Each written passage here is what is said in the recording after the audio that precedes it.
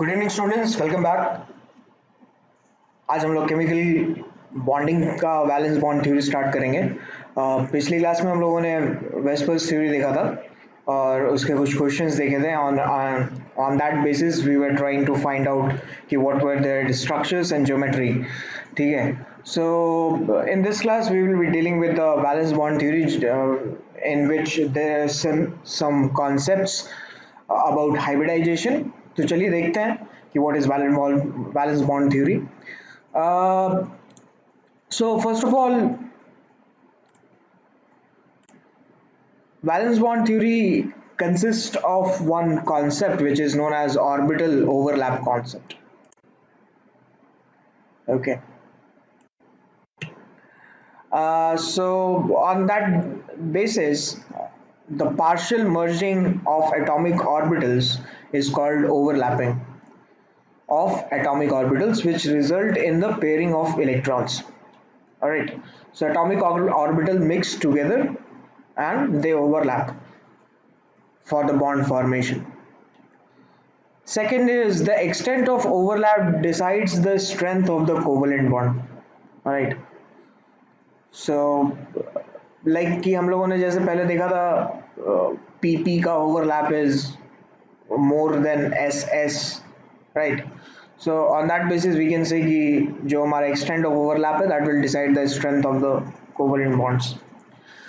Also, according to the orbital overlap concept, the formation of a covalent bond between two atoms result by pairing of electrons present in the valence shell having opposite spins। Alright, so जब भी electrons अगर share किए जाएंगे और जैसे for example अगर CH4 में electrons share किए जा रहे हैं, तो in CH4 the electrons will have to be present in opposite direction। Right, so अगर ये कार्बन का ऑर्बिटल है और हाइड्रोजन का ऑर्बिटल अगर ये है, ठीक है, so the electrons which will be present here due to sharing of electrons will have opposite spin। Right, so यहाँ पे आप देख सकते हो कि यहाँ पे एक इंटरसेक्शन वॉल्यूम बन रहा है हमारा। ये तो अभी हमारे पास 2 डायमेंशन में है, इसीलिए हम लोग इसको जो है एक प्लेन में देख रहे हैं, हालांकि ये एक 3 डायमेंशनल स्पेस होगा and that will B spherically symmetrical. Right, spherically symmetrical कहने का मेरा ये मतलब है कि that will be a symmetrical volume. अगर मैं इस कार्बन को रोटेट कर दूं, ठीक है, along this axis, इसके एक्सिस के along, तो इसका जो वॉल्यूम है of volume of the overlap it will not change. Right, so the volume of overlap is going to be constant. Right, so this overlap is the result why bonds exist। alright, so this is what is orbital overlap concept, और ये जो है valence bond theory में हमें मानना है कि ये कॉन्सेप्ट जो है वो सही है। Also overlapping of atomic orbitals के बारे में अगर हम लोग डिस्कस करें तो उसमें हम लोग ये बोल सकते हैं कि when orbitals of two atoms come close to form bonds, their overlap may be positive, negative or zero depending on the sign and the direction of the orientation of the amplitude of orbital wave function। Right, so valence bond theory जो है इसमें ये assume करती है कि आपका जो orbital है that orbital is nothing but that is electron wave amplitude function. Right, so जो हम लोगों ने श्रोडिंगर वेव इक्वेशन में इलेक्ट्रॉन वेव एम्पलीट्यूड फंक्शन पढ़ा था, ये वही है electron wave amplitude function.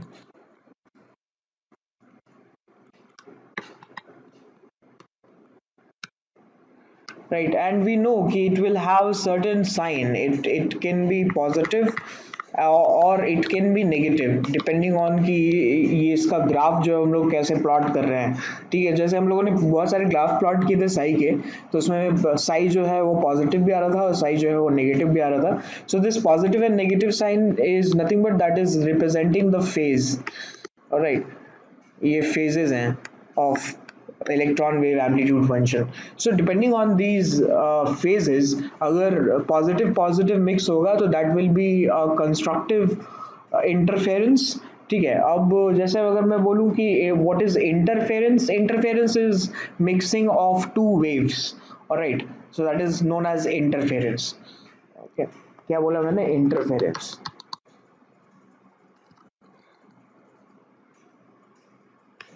Right, interference can be of two types. Construct. हाँ एग्जैक्टली, इन अ वे यस, सुपर इम्पोज करने को हम लोग जो है वो इंटरफेरेंस कह रहे हैं, ठीक है। So it can be either constructive or it can be either destructive,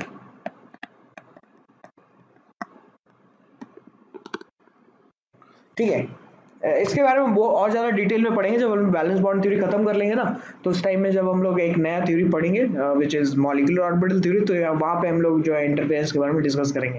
हालांकि हाँ, भले अगर हम लोग अभी यहाँ पे बात करें कि इस स्टेटमेंट का क्या मतलब है, so that is what it means कि ऐसा हो सकता है कि this overlap can be either positive, negative और जीरो, ठीक है। तो उसका एग्जाम्पल कुछ है हमारे पास, जैसे फॉर एग्जाम्पल अगर हम लोग बोले कि positive and negative sign on boundary surface diagram shows the sign और the phase of the orbital wave function and are not related to the charge, ठीक है। तो चार्ज से रिलेटेड नहीं है ये सब जो फेजेस हम लोगों ने बनाया। जैसे फॉर एग्जाम्पल देखिए, अगर हमारे पास एक पॉजिटिव या फिर हम इन फेज ओवरलैप अगर हम लोग देखें, तो जैसे पी जेड और पी जेड का अगर ओवरलैप होता है, सो अगर ये पॉजिटिव फेज और पॉजिटिव फेज अगर के मिल गया, तो this is going to be constructive interference, alright, क्योंकि इसमें कुछ जो है हम पॉजिटिव पॉजिटिव मिक्स हुआ है and it is going to increase the interference, all right, so it will be a constructive interference, right? So similarly अगर p और s अगर मिक्स हुआ आपस में, तो ये पॉजिटिव पॉजिटिव मिक्स हो रहा है, right, so this is a positive overlap. Similarly अगर ये देख सकते हैं आप कि आपका पी एक्स और पी एक्स कैसे मिक्स हो रहा है, तो इसमें positive positive and negative negative mix हो रहा है, राइट। सिमिलरली पी वाई भी ऐसी इसी तरीके से मिक्स हो सकता है, negative negative and positive positive. We can also see कि यहाँ पे नेगेटिव या फिर आउट ऑफ फेज ओवरलैप भी हो सकता है, जैसे अगर मान लो पॉजिटिव नेगेटिव का हो गया ओवरलैप, तो that will be going to be a destructive interference, ठीक है। सिमिलरली यहाँ पे नेगेटिव और पॉजिटिव, और सिमिलरली नेगेटिव पॉजिटिव, ये सब जो है हमें एक नेगेटिव या फिर out of the phase overlap देंगे, ठीक है। So clearly we can say कि ये जो हमारे पास फर्स्ट टू एग्जांपल्स है, ये first two examples are forming sigma bond, right, and the next two examples are suggesting कि they are forming pi bond, ठीक है। तो सिग्मा बॉन्ड आपका कैसे बना? सिग्मा बॉन्ड बना आपका this is head on overlapping से,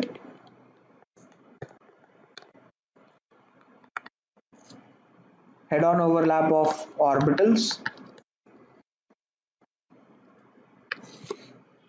ठीक है। और पाई बॉन्ड आपका कैसे बना? पाई बॉन्ड आपका बना by sideways overlap of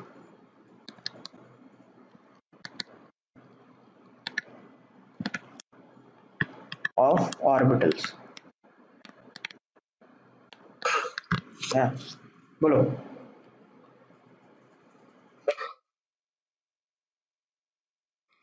head on देख रहे हो कि कैसे आ रहा है, एकदम सर से सर टकरा रहे हैं, इसको हम लोग हेड ऑन बोल रहे हैं, है ना। ऐसा तो नहीं हुआ ना कि मतलब जैसे दो गाड़ियां टकरा रही है, हेड टू हेड कोलिजन हो रहा है, राइट, वैसे ही। सिमिलरली यहाँ पे आप देख सकते हो जैसे पाई बॉन्ड जो बन रहा है वो साइडवेज ओवरलैपिंग है ना, जैसे कोई साइड से टक्कर खा गई या फिर कार, इस तरीके से, तो उसी को हम लोग हेड ऑन ओवरलैपिंग और साइडवेज ओवरलैपिंग बोलते हैं।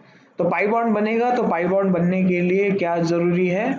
पाई बॉन्ड बनने के लिए जरूरी है कि आपका साइडवेज ओवरलैपिंग हो ऑर्बिटल्स का, ठीक है। जिस तरीके से यहाँ पी एक्स का हुआ है, पी एक्स का हुआ है, राइट। यहाँ पे आप देख सकते हो कि ये सब जो ऑर्बिटल्स है, ये सारे orbitals parallel to each other है, राइट, है ना। सो दे आर पैरेलल,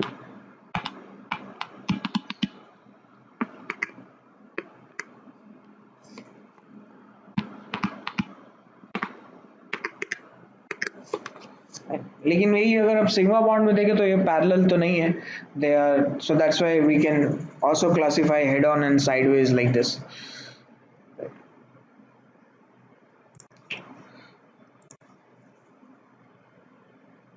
हमारे पास जीरो ओवरलैप भी हो सकता है, जैसे देखो अगर मान लो साइडवेज ओवरलैपिंग हुआ है पी और एस का, तो वी कैन क्लियरली सी कि यहाँ पे जितना भी कंस्ट्रक्टिव इंटरफेरेंस हुआ होगा इस रीजन में, उतना ही डिस्ट्रक्टिव इंटरफेरेंस यहाँ पे भी हो गया होगा। ठीक है, तो ओवरऑल जब हम लोग समेशन कर रहे होंगे साई का, तो that psi will come out to be zero. Similarly यहाँ पे आप देख सकते हो जैसे पी एक्स और पी वाई का है, तो पी एक्स और पी वाई का अगर मिक्सिंग होता है, तो जैसे देखिए अगर हम लोग ऐसे मिक्स कर रहे हैं, this is positive, this is negative, this is P X, और पी वाई को भी हम लोग जो है इस तरीके से मिक्स कर रहे हैं कि, है ना, तो ये जो अपना वॉल्यूम जो है ओवरलैप्ड वॉल्यूम, ये ओवरलैप्ड वॉल्यूम में आप देख सकते हो कि ये पूरा पॉजिटिव है और ये वाला जो है वो पूरा नेगेटिव है। सिमिलरली यहाँ पे भी आपको देख सकते हो कि ये पॉजिटिव ओवरलैप है और ये आपका जो है वो नेगेटिव ओवरलैप है, क्योंकि पॉजिटिव नेगेटिव जो होगा वो आपको एक नेगेटिव ओवरलैप देगा। सिमिलरली पॉजिटिव पॉजिटिव जो होगा वो आपको एक पॉजिटिव ओवरलैप देगा। राइट, सो नेट अगर हम लोग इसमें ओवरलैपिंग देखेंगे तो that that is known as zero overlap. ठीक है, बिकॉज एक्सप्लेनेशन यहाँ पे यही दिया हुआ है कि that they are out of the phase due to different orientation और directional approach. Alright, so this is sometimes this can also happen कि ये जीरो ओवरलैप हो सकता है। राइट, लेकिन जब भी हमारे पास वैलेंस बॉन्ड थ्योरी के अकॉर्डिंग अगर हमारे पास बॉन्ड्स बन रहे हैं, तो those bonds are formed by the positive overlap of the orbitals, कि पॉजिटिव पॉजिटिव जो है ओवरलैप करेगा, तभी जाकर के आपका एक जो है वो बॉन्ड बन सकता है। तो ये सिग्मा बॉन्ड जो है आपका वो पीपी सिग्मा बॉन्ड है, ये सिग्मा बॉन्ड होगा, ये P S P sigma bond होगा। ठीक है, और ये पाई बॉन्ड जो है आपका वो पी पाई बोल सकते हैं इसको बॉन्ड्स। ठीक है, पाई पाई बॉन्ड, क्योंकि जो पी ऑर्बिटल्स यूज हो रहे हैं पाई बॉन्ड बनाने में, इसलिए हम लोग इसको पी पाई भी कह सकते हैं। ठीक है, आएगा आगे और भी आएगा, वहां पे मैं बताऊंगा क्या एग्जांपल है। तो जैसे देखते हैं कि there are different types of overlap and the nature of the covalent bond, हम लोग इसके बारे में बात कर सकते हैं। Right, so the nature of the covalent bond can be characterised into two categories, which is sigma bond and pi bonds. So what is sigma bond? Sigma bond is the that this type of covalent bonds is formed by end to end or head on overlapping of the bonding orbitals along the internuclear axis। ठीक है, internuclear axis कहने का क्या मतलब है, जो हमारा nucleus होगा वो न्यूक्लियस, हाँ बिल्कुल है एनसीईआरटी में। ये इंटर न्यूक्लियर जो है आपका डिस्टेंस, ये आपका जो न्यूक्लियस है ये यहाँ पे सिचुएटेड है। राइट, तो इनका जो ओवरलैप हो रहा है वो ओवरलैप अगर हम देखें तो वो उसी डायरेक्शन में हो रहा है जिस डायरेक्शन में या फिर जिस लाइन में आपका ये न्यूक्लियस है। ठीक है, ये न्यूक्लियस है। राइट, तो इसी को हम लोग जो बोल रहे हैं वो इंटर न्यूक्लियर एक्सिस बोल रहे हैं। वहीं अगर हम लोग पाई बॉन्ड्स का देखें तो पाई बॉन्ड्स में आप देख सकते हो कि ये जो ओवरलैप होगा, this overlap will be perpendicular to the inter nuclear axis. ठीक है, वो आएगा, अभी देखते हैं, वो भी देखते हैं। So this is called as head-on overlapping और axial overlapping, because जो आपका internuclear axis है उसके along आपका overlapping हो रहा है। राइट, तो यहाँ पे भी देख सकते हो आपकी, जैसे अगर मतलब S और S को कनेक्ट कर रहे हैं तो इसी डायरेक्शन में जो है आपका ओवरलैप हो रहा है, that is what is internuclear axis. So जैसे हम लोग देख सकते हैं कि डिफरेंट टाइप्स ऑफ ओवरलैपिंग, तो जैसे एस एस ओवरलैपिंग हो गया, तो यहाँ पे एस ऑर्बिटल आया, ये दोनों आपस में मिले और मिलने के बाद जो है आपका एस एस ओवरलैप एक सिग्मा बॉन्ड बन गया। ठीक है, तो एस ऑर्बिटल का जो होगा आपका साइन या फेज, ये फेज हमेशा आइदर पॉजिटिव होता है या फिर नेगेटिव होता है। राइट, क्योंकि जैसा आप लोगों ने साई का कर्व देखा होगा 1s का, तो वो हमेशा पॉजिटिव ही था। ठीक है, जिसको याद नहीं है वो जाकर के देख सकते हैं एटॉमिक ऑर्बिट एटॉमिक स्ट्रक्चर में, जब हम लोग साई का कर्व पढ़ रहे थे, तो वहां पे आप एस का देख सकते हो कर्व जो है वो पॉजिटिव रहता है 1s का। ठीक है, स्पेसिफिकली 1s का हमेशा। ठीक है, तो that is representing the phase of the orbital, s orbital, right. So ये आइदर पॉजिटिव हो सकता है या नेगेटिव हो सकता है, तो डिपेंडिंग ऑन, अगर पॉजिटिव पॉजिटिव हुआ तो that will be a constructive interference, similarly positive negative होगा तो that will be a zero interference, right. So SP overlap जैसे देख सकते हैं हम लोग, अभी बात कर रहे थे हम लोग एसपी ओवरलैप का।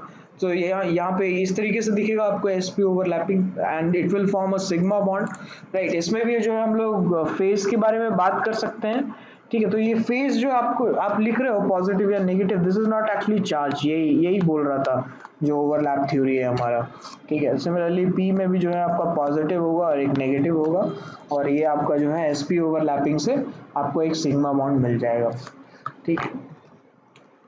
फिर आगे बढ़ते हैं अगर हम लोग, तो there are other types of overlapping which is P P overlapping.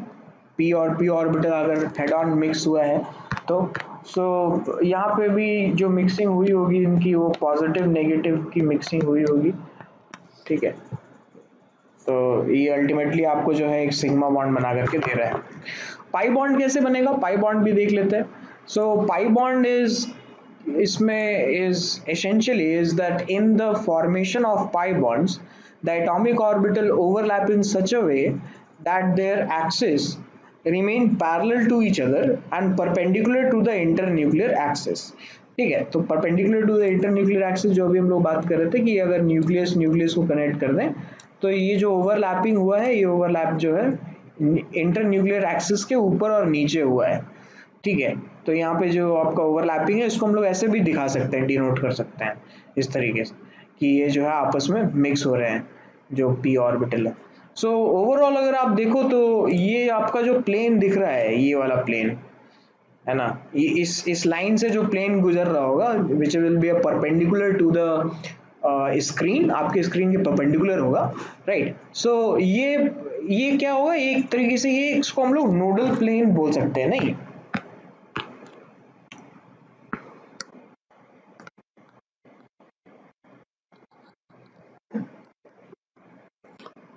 Right, nodal plane, क्योंकि यहाँ पे कोई इलेक्ट्रॉन की मिलने की प्रोबेबिलिटी नहीं है, राइट। सो ये जो आपका शेडेड रीजन है, that is what it is representing, it is representing the electron मिलने की प्रोबेबिलिटी और इलेक्ट्रॉन प्रोबेबिलिटी डेंसिटी, राइट। तो इसमें भी अगर हम लोग साइन वर्जन अगर लिखते हैं तो वही वही पॉजिटिव के साथ पॉजिटिव मिक्स हो रहा होगा और नेगेटिव के साथ नेगेटिव मिक्स हो रहा होगा, ठीक है। तो ये जो है आपका एक तरीके से पाई ऑर्बिटल्स बन जाएंगे यहाँ से। सो ये आप यहाँ पे हम लोग एक चीज और कैटेगराइज कर सकते हैं कि that in sigma bond, sigma bond में जो है आपका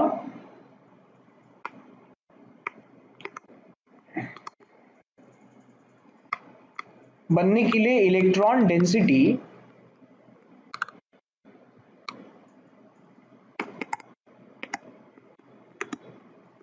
increases between न्यूक्लियस, ठीक है। देखो जैसे दो न्यूक्लियस के बीच में जो आपका इलेक्ट्रॉन डेंसिटी है वो इंक्रीज हो रहा है, यहाँ ओवरलैप जब होगा तो ये इंक्रीज हो जाएगा डेफिनेटली, क्योंकि एक तरीके से ये कंस्ट्रक्टिव इंटरफेरेंस हुआ है, पॉजिटिव पॉजिटिव अगर जो मिक्स होगा तो it will increase the wave function psi, right. Similarly हम लोग पाई बॉन्ड के लिए बोल सकते हैं कि electron density increases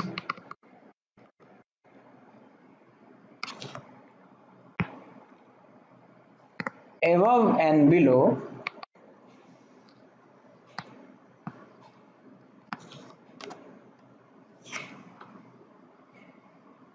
internuclear axis,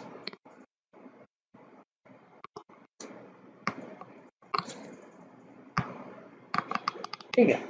तो ये जो आपको दिख रहा है ये इलेक्ट्रॉन क्लाउड, ये इलेक्ट्रॉन क्लाउड जो है आपका इंक्रीज हुआ होगा इलेक्ट्रॉन डेंसिटी, क्योंकि यहाँ पे भी ओवरलैप हुआ है, ये जो ओवरलैप हुआ होगा इसकी वजह से इलेक्ट्रॉन क्लाउड जो है हमारा, ये इलेक्ट्रॉन डेंसिटी है वो इंक्रीज हुआ है, right. But it has increase above and below the above and below the internuclear axis, जो कि यहाँ पे सिग्मा बॉन्ड में नहीं हो रहा है। सिग्मा बॉन्ड में आपका दो न्यूक्लियस के बीच में इलेक्ट्रॉन डेंसिटी इंक्रीज हुआ है, ठीक है। तो जैसे हम लोग अभी बात कर रहे थे एक्सटेंट ऑफ ओवरलैपिंग की, बिकॉज इट विल डिपेंड कि इसमें बॉन्ड स्ट्रेंथ कितना ज़्यादा होगा। तो मैंने क्या अज्यूम कर लिया कि लेट्स से कि हम एस एस ओवरलैप देख रहे हैं और पीपी ओवरलैप देख रहे हैं and they belong to the same N, ठीक है, उनका प्रिंसिपल क्वांटम नंबर सेम है।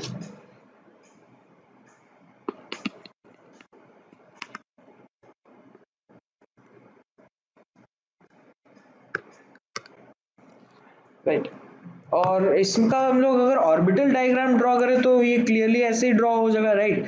पी पी एक्स और एस, ठीक है। अब आप यहाँ पे देखो कि जो P और P मिक्स हुआ है, P और P मिक्स होने से हमारा जो ऑर्बिटल ओवरलैप है वो ओवरलैप कितना है, वो ओवरलैप है आपका ये पूरा एरिया, जो कि एक्चुअली वॉल्यूम होगा, राइट, जो कि वॉल्यूम होगा, क्योंकि हम लोग 3D में बात कर रहे हैं, हम लोग 2D में ड्रॉ कर रहे हैं, लेकिन हम ध्यान रखेंगे कि 3 डायमेंशन में चल रहा है ये सब काम, ठीक है। तो ये आपका पीपी ओवरलैप का है, फाइन। अब अगर हम लोग जैसे एसपी ओवरलैप देखते हैं तो एस और पी ओवरलैप कौन सा हो जाएगा, एस और पी ओवरलैप आपका हो जाएगा ये वाला,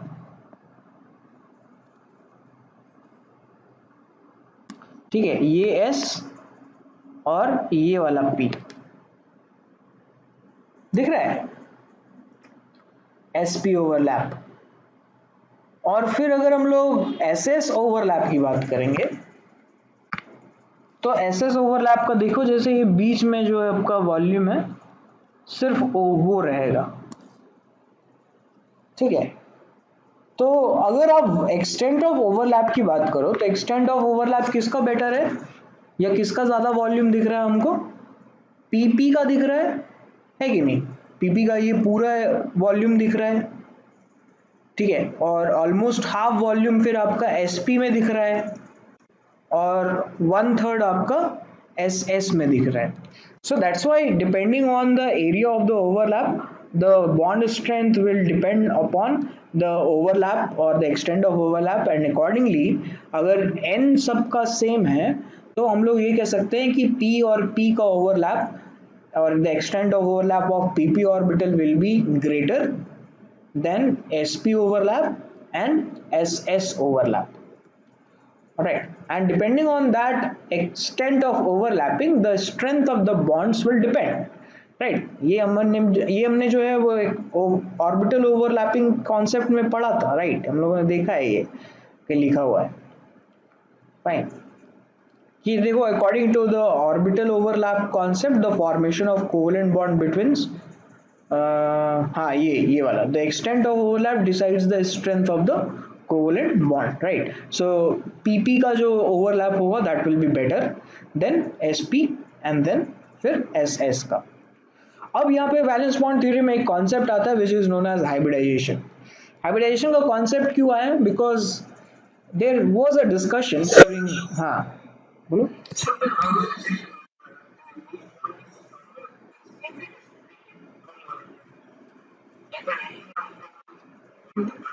कहाँ एक ही मॉलिक्यूल में बॉन्ड दिखाए, हमारे पास दो न्यूक्लियस है यार, तो दो एटम्स के बीच में बॉन्ड दिखा रहे हैं ना, तो तीन तो कैसे हो जाएगा फिर, तीन तो तीनों के साथ तो नहीं होगा ना, एटम यार, बॉन्ड तो दो एटम के बीच में होगा ना यार, तो फिर हाँ ठीक है, ठीक है,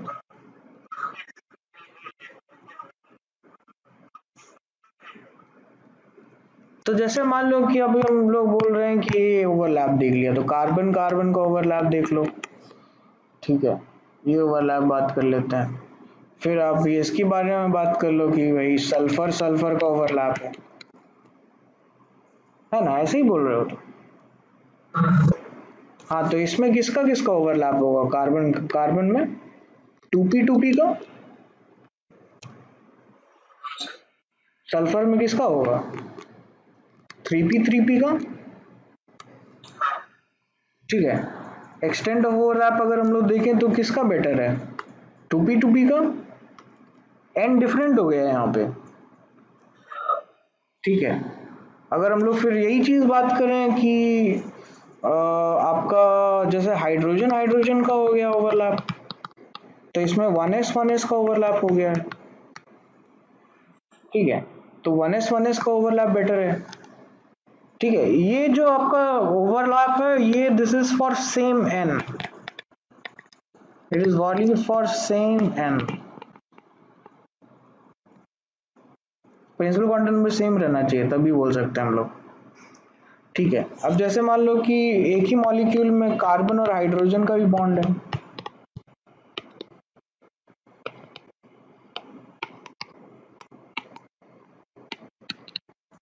ठीक है, तो कार्बन कार्बन में तो 2p का इंटरेक्शन था, और कार्बन हाइड्रोजन में आपका किसका इंटरेक्शन होगा?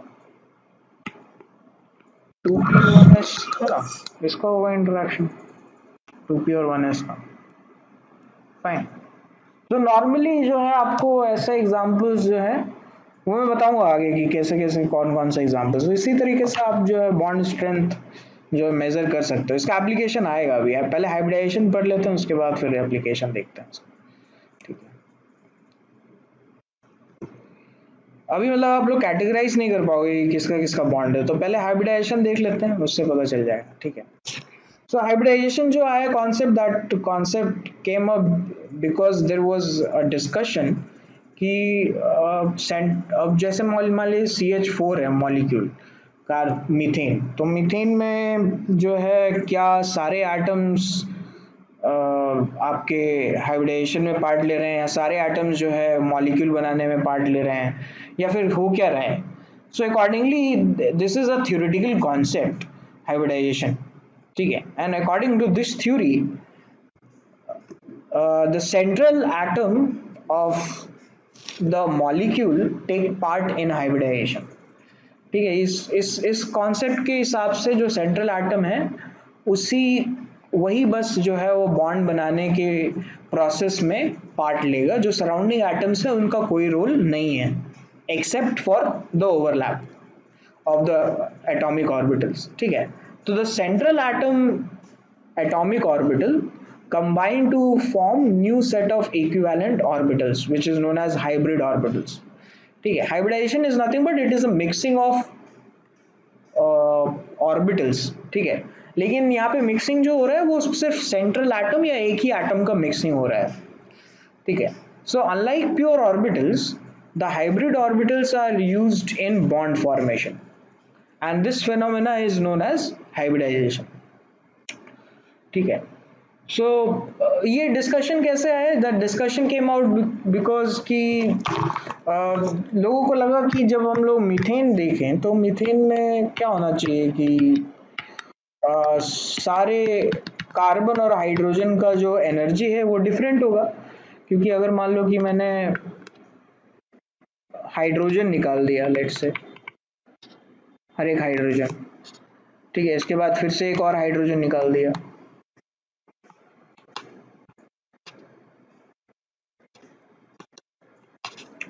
ठीक है, तो ऐसे करते करते करते करते क्या होगा कि फाइनली जब हम लोग एटम्स बना लेंगे,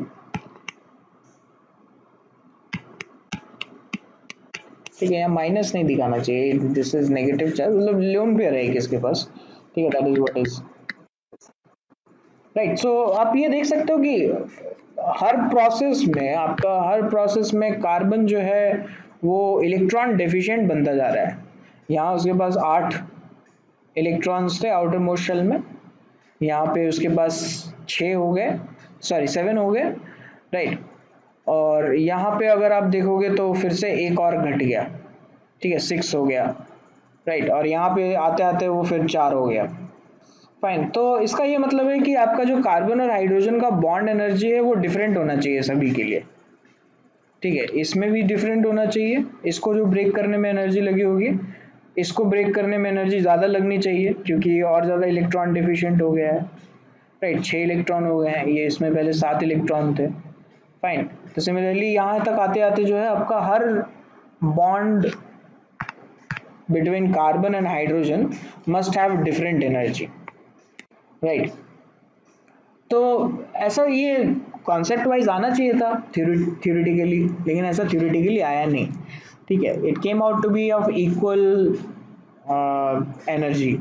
So all the bond of carbon and hydrogen in methane, or as a matter of fact in any molecule, all the bonds between similar atoms have same energy, right? Given the fact कि उनके पास जो number of bonds है वो same है, ऐसा नहीं होना चाहिए कि डबल बॉन्ड ले रहे हैं और सिंगल बॉन्ड कंपेयर कर रहे हैं। अगर कार्बन कार्बन के बीच में सिंगल बॉन्ड है एक मॉलिक्यूल में, तो सारे कार्बन कार्बन सिंगल बॉन्ड की एनर्जी सेम होगी, right. So why this was happening, उस ये एक क्वेश्चन था। तो इस क्वेश्चन का आंसर जो है हाइब्रिडाइजेशन से बहुत बढ़िया से मिल गया, इसलिए hybridisation is a very well known concept.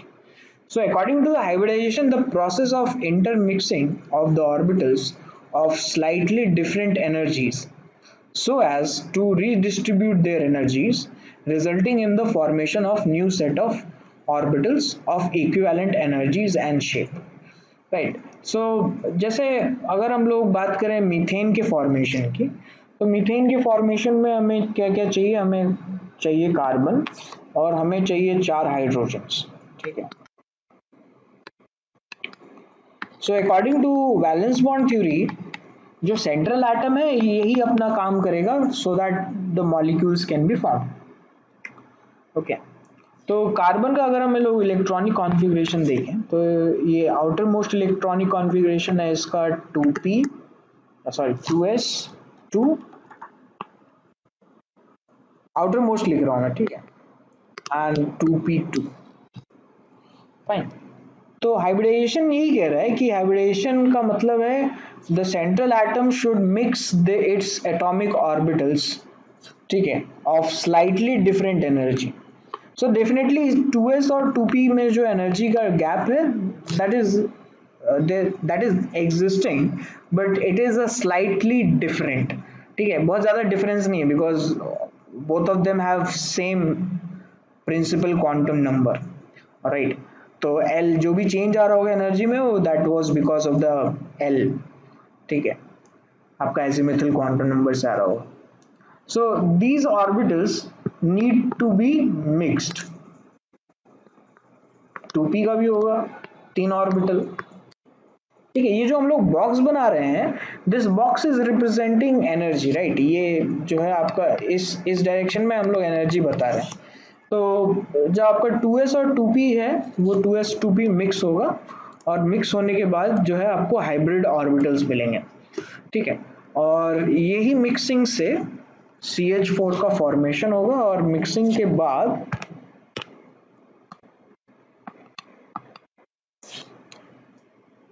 हमारे पास टोटल 4 ऑर्बिटल्स आएंगे,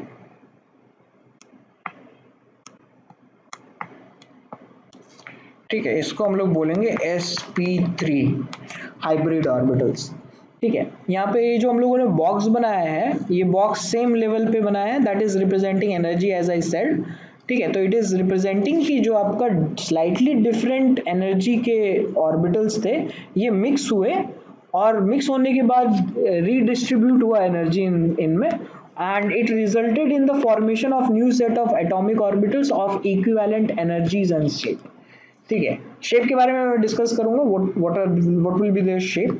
इक्विवेलेंट एनर्जीज का यही है, इसी को ऐसे ड्रॉ करते हैं हम लोग, ठीक है।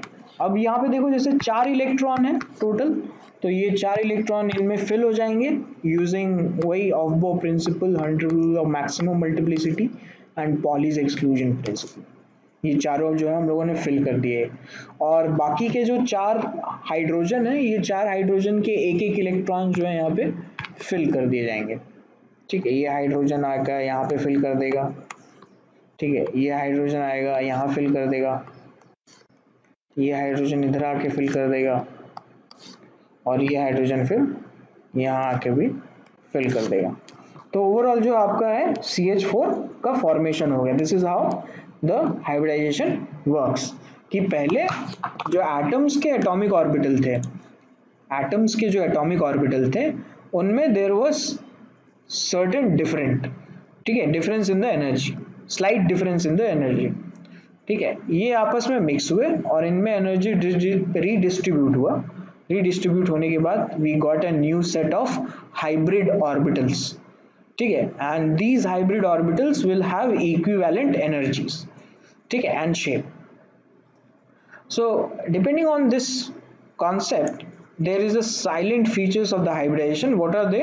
जो अभी हम लोगों ने डिस्कस किया उसमें से तो एक यही डिस्कस किया जो कि एक इम्पॉर्टेंट फीचर है, विच इज कि जो आपके न्यू हाइब्रिड ऑर्बिटल्स होंगे उनकी एनर्जी इक्विवेलेंट होगी and their shape will also equivalent, ठीक है। So the number of hybrid orbitals is equal to the number of atomic orbitals that get hybridized, ठीक है। तो इसका सिंपल लैंग्वेज में कहने का यही मतलब है कि the number of atomic orbital mixed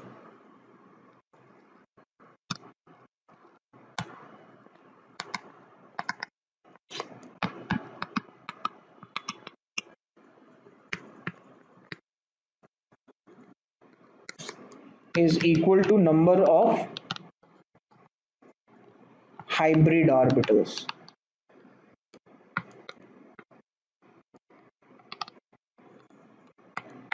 formed, ठीक है। जैसे कि हम लोगों ने अभी देखा ना कार्बन में मीथेन का फॉर्मेशन जो था उसमें टोटल जो है हमारे पास 4 ऑर्बिटल्स मिक्स हुए थे, 1 2s का, मतलब एक 2s का और 3 2p के, ठीक है। तो total number of hybrid orbital जो हमें मिला था दैट वाज 4, ठीक है। Also The hybrid orbitals are always equivalent in energy and shape, ये हम लोगों ने पहले ही बोल दिया। फिर the hybrid orbitals are more effective in forming stable bonds than the pure atomic orbitals, ठीक है। तो जैसे हम बात कर रहे थे अभी मीथेन वाला कि हर एक अलग अलग जो CH बॉन्ड्स हैं वो डिफरेंट एनर्जी के होने चाहिए थे अगर हाइब्रिडाइजेशन का कॉन्सेप्ट हम लोग नहीं लाते तो, क्योंकि जो कार्बन का एक जो फॉर्मेशन था 4 बॉन्ड्स का, ये 4 बॉन्ड्स का अगर हाइब्रिडाइजेशन हमें नहीं पता होता तो हम लोग तो यही बोलते ना कि भाई एक बॉन्ड जो है आपका बना है 2s और 1s से, ये बॉन्ड आपका बना है 2s और 1s से, और ये बॉन्ड आपका बना है 2p और 1s से, और ये बॉन्ड जो बना है आपका वो 2p और 1s। अगर हमें हाइब्रिडाइजेशन नहीं पता होता तो, या फिर हम हाइब्रिडाइजेशन कॉन्सेप्ट इंट्रोड्यूस नहीं करते तब, तो ये तब की बात है, ठीक है, कि कार्बन का 2s में एक इलेक्ट्रॉन है तो ये एक इलेक्ट्रॉन शेयर हुआ हाइड्रोजन के साथ, सिमिलरली यहाँ पे भी यही हो रहा है। फिर सिमिलरली कार्बन के 2p में 2 इलेक्ट्रॉन से तो एक इलेक्ट्रॉन यहाँ शेयर हो रहा है और एक इलेक्ट्रॉन यहाँ शेयर हो रहा है। तो आप ये देख सकते हो कि जो आपका एक्सटेंट ऑफ ओवरलैपिंग है ये एक्सटेंट ऑफ ओवरलैपिंग डिफरेंट रहेगा and that's why they should have different energies, bond energies, लेकिन ऐसा नहीं है, राइट। तो हर एक बॉन्ड जो है अब आपका हाइब्रिड ऑर्बिटल्स और 1s का है, ठीक है। तो अल्टीमेटली अगर हम लोग ये देखें कि किसके किसके बीच में बॉन्ड बन रहा है तो हम लोग अब ये कह सकते हैं कि जो CH बॉन्ड है आपका, ये CH बॉन्ड, सारे CH बॉन्ड बने हैं sp3 और s के मिक्सिंग से, ठीक है, कार्बन का sp3 और s, तो कि ऐसा दिख रहा होगा कुछ यहाँ पे जो ड्रॉ किया हुआ है ये वाला स्ट्रक्चर, ठीक है। तो ये जो आपका स्ट्रक्चर है इसी तरीके से आपका जो है sp3 ऑर्बिटल्स के एग्जिस्टेंस होते हैं। टोटल हाइब्रिड ऑर्बिटल्स आप यहाँ पे देख सकते हो 4 मिल रहे हैं आपको, ठीक है। They are neither representing the characteristics of s orbital nor they are representing the characteristics of the p orbital, ठीक है। ये दोनों के कहीं बीच में है क्योंकि ये एक मिक्स्ड ऑर्बिटल है, ठीक है। So the hybrid orbitals are directed in space in some preferred direction to have minimum repulsion between the electron pairs। ये सेम बात कर रहा है जो वेस्पर्स थ्योरी अभी तक करता है। वेस्पर्स थ्योरी के अकॉर्डिंग जो हम लोगों ने बात करी थी वो ये था कि आपका जो वैलेंस शेल इलेक्ट्रॉन्स हैं वो इलेक्ट्रॉन्स ऐसे अरेंज होने चाहिए जिससे आपका रिपल्शन मिनिमम हो, राइट। तो हमने उसके अकॉर्डिंग जो बॉन्ड एंगल्स वगैरह भी देखे थे, राइट। सो जैसे हम लोग यहाँ पे ये sp3 हो गया, ये कार्बन, यहाँ पे कार्बन लगा होगा, ये बीच में कार्बन एटम होगा, ठीक है, और यहाँ पे जो है आपका हाइड्रोजन आ करके मिल जाएंगे, तो आपका मीथेन बन जाएगा यहाँ से।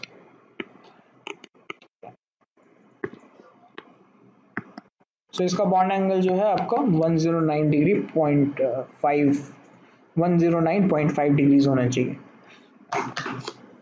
ऑल्सो इसका एक और फीचर है which is the hybrid orbitals overlap to form sigma bonds and hybridize orbitals overlap to form pi bonds. ठीक है, जो आपके हाइब्रिडाइज होंगे वो आपका सिग्मा बॉन्ड बनाएंगे और जो अनहाइब्रिडाइज होगा वो पी बनाएंगे। तो देखो एग्जांपल देखेंगे तब हमें समझ में आएगा कि कैसे हो रहा है ये काम। कंडीशंस भी है, कुछ इंपॉर्टेंट कंडीशंस ऑफ हाइब्रिडाइजेशन क्या क्या है वो देखते हैं। First, that the atomic orbital present in the valence shell of the atoms are hybridized. ठीक है, जो valence the orbitals present in the valence shell of the atoms are hybridized. अगर सेंट्रल एटम को मॉलिक्यूल बनाना है या compound बनाना है तो अपने वैलेंस शेल को उसे हाइब्रिडाइज करना पड़ेगा। ठीक है, the orbitals undergoing hybridization should have almost equal energy। ठीक है, यहाँ पे देखिए ऑलमोस्ट इक्वल एनर्जी, जैसे 2s और 2p जा सकता है, ऐसा नहीं होगा कि आपका 1s और 2p मिल गया। ठीक है, इतना मतलब अब्रप्टली मिक्सिंग नहीं होगा क्योंकि 1s और 2p में काफ़ी बड़ा डिफरेंस है। सिमिलरली ऐसा नहीं कह सकते कि जो हाइब्रिडाइजेशन हो रहा होगा वो आपका 4s और 5p का होगा। ठीक है, इस तरीके से मिक्सिंग नहीं होगी। मिक्सिंग अगर होनी होगी तो they must have almost equal energy, right, और इन अ वे कि इनमें जो नंबर n है which is the principal quantum number that should be same. ठीक है, promotion of electron is not essential condition prior to hybridization. ठीक है, ये जरूरी नहीं है कि हम लोग का जो इलेक्ट्रॉन्स है वो हम लोग को एक्साइट करना पड़े। एक्साइटेशन का क्या मतलब है, जो हम लोगों ने अभी जैसे सी स्टार ड्रॉ किया था ना अभी कुछ देर पहले, उसमें सी स्टार में हम लोगों ने क्या किया था कि हम लोगों ने बोल दिया था कि भाई हमारे पास एक हाइब्रिड ऑर्बिटल मिल गया हमें 4, और इसमें हम लोगों ने इलेक्ट्रॉन्स जो है अनपेयर कर दिए थे। ठीक है, पहले तो कैसे प्रेजेंट था, पहले प्रेजेंट था आपका 2s2 और 2p2 में, राइट। तो ये यहाँ पे पेयर होगा, लेकिन ये पेयर हम लोगों ने यहाँ पे अनपेयर कर दिया। तो वो यही बोल रहे हैं कि the promotion of electrons is not essential condition prior to hybridization. ठीक है, ये करना जो है हमें मतलब ये करना हमें पड़ेगा ताकि हमें जो हाइब्रिड ऑर्बिटल से बॉन्ड्स बनाना पड़े, राइट। नेक्स्ट देखिए जैसे कि it is not necessary that only half filled orbitals participate in hybridization. It is not necessary, right. यहाँ पे आप देख सकते हो कि ये फुल फिल्ड है वो भी पार्टिसिपेट कर रहा है हाइब्रिडाइजेशन में। In some cases even filled orbitals of the valence shell take part in hybridization, जैसे कार्बन CH4 में आपको दिख रहा है। हाँ बोलो।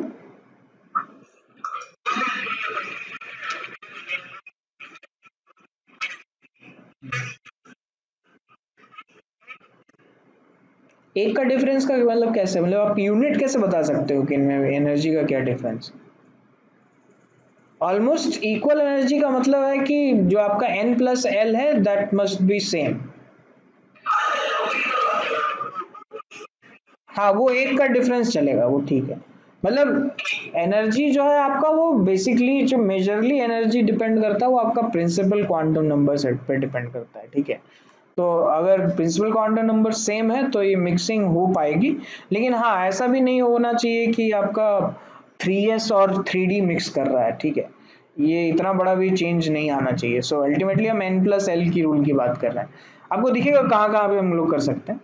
ठीक है, जैसे जैसे एग्जांपल्स हम लोग देखेंगे। देखिए जैसे टाइप्स ऑफ हाइब्रिडाइजेशन देख लेते हैं। First is sp hybridisation.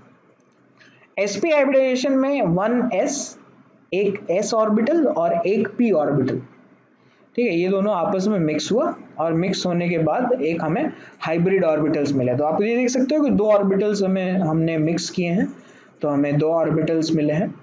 ठीक है। ये और ये जो sp हाइब्रिड ऑर्बिटल्स होंगे, इनका जो प्रॉपर्टी होगा या कैरेक्टरिस्टिक्स होगा, that will be in between s and p। ठीक है, अब s का कैरेक्टरिस्टिक्स क्या है? इट इज डायरेक्शनल लेस और it has a directional less property, और p का ये प्रॉपर्टी कि it has a directional property, right, कि डायरेक्शनल है in nature, p x direction में ये लाई कर रहा है।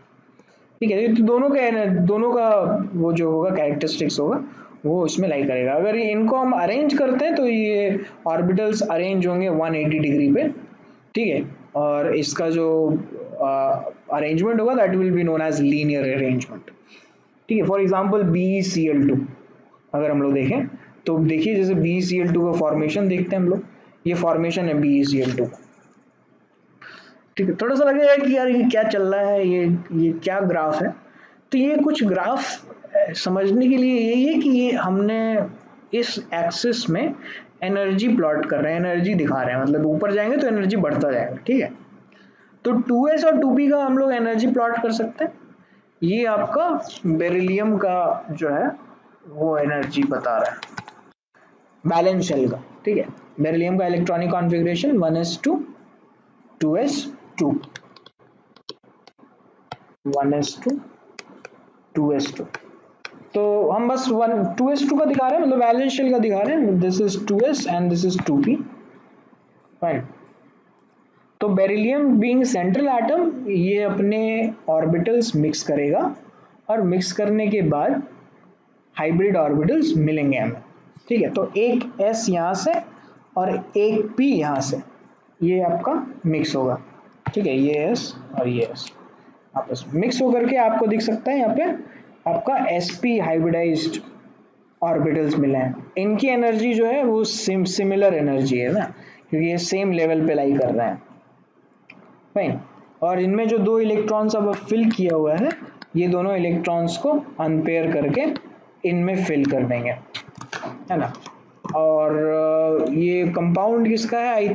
BeCl2 ना।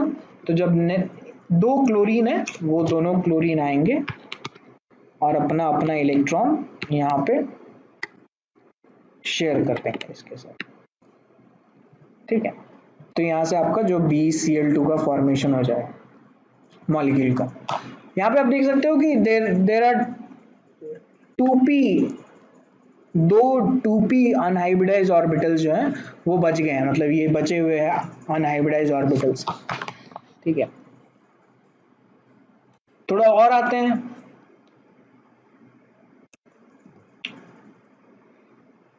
sp2 hybridisation. sp2 हाइब्रिडाइजेशन में एक s और दो p ऑर्बिटल्स मिक्स होंगे, और मिक्स होने के बाद will get sp2 hybridised orbitals. तो आप देख सकते हो तीन ऑर्बिटल मिक्स हुए हैं, तो तीन हाइब्रिड ऑर्बिटल्स हमें मिल रहे हैं। ठीक है, अगर इनको अरेंज करते हैं हम लोग, तो अरेंजमेंट के बाद हमें एक ट्रायगोनल प्लेनर स्ट्रक्चर मिलेगा कुछ इस तरीके से। ठीक है, और इनके बीच का जो एंगल होगा ऑर्बिटल्स, हाइब्रिड ऑर्बिटल्स के बीच का एंगल, वो 120 होगा। ठीक है, तो this will be trigonal planar geometry. जैसे for example BH3। So BH3 में अगर हम लोग बोरॉन का एनर्जी प्लॉट करते हैं, ठीक है, ऑर्बिटल एनर्जी प्लॉट, तो ये बोरॉन का आइसोलेटेड एटम का है आपका। बोरॉन का अगर हम लोग इलेक्ट्रॉनिक कॉन्फ़िगरेशन देखें वैलेंस शेल का, तो वो आ जाएगा 2s2 2p1। ठीक है, बोरॉन को तीन बॉन्ड्स बनाने हैं नहीं, क्योंकि तीन हाइड्रोजन है, तो तीन बॉन्ड्स बनाने के लिए हमें तीन ऑर्बिटल्स को मिक्स करना पड़ेगा। ठीक है, तो एक s और दो p ले लिया और इनको मिक्स करके sp2 कर दिया। ये हम नहीं कर रहे, ऑटोमेटिकली हो रहा है अकॉर्डिंग टू हाइब्रिडाइजेशन कॉन्सेप्ट। ठीक है, कि उनको इनिशियली जो है ये लगा कि एटम्स जो है मॉलिक्यूल बनाएंगे तो ये काम हो रहा होगा, और यहाँ पे आपका एक 2p जो है वो बच जाएगा। ठीक है, तो यही रीजन है कि जो आपका BH3 है, ये BH3 is a Lewis acid. Reason क्या है? रीजन ये है, दिस इज द एक्सप्लेनेशन।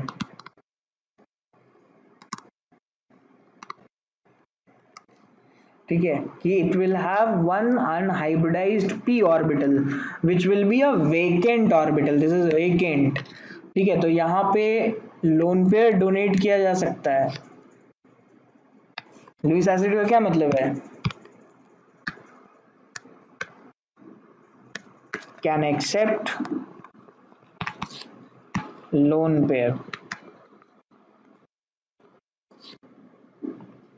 ठीक है, और BH3 भी हम लोग और भी बोल सकते हैं BH3 के बारे में कि it will be electron deficient.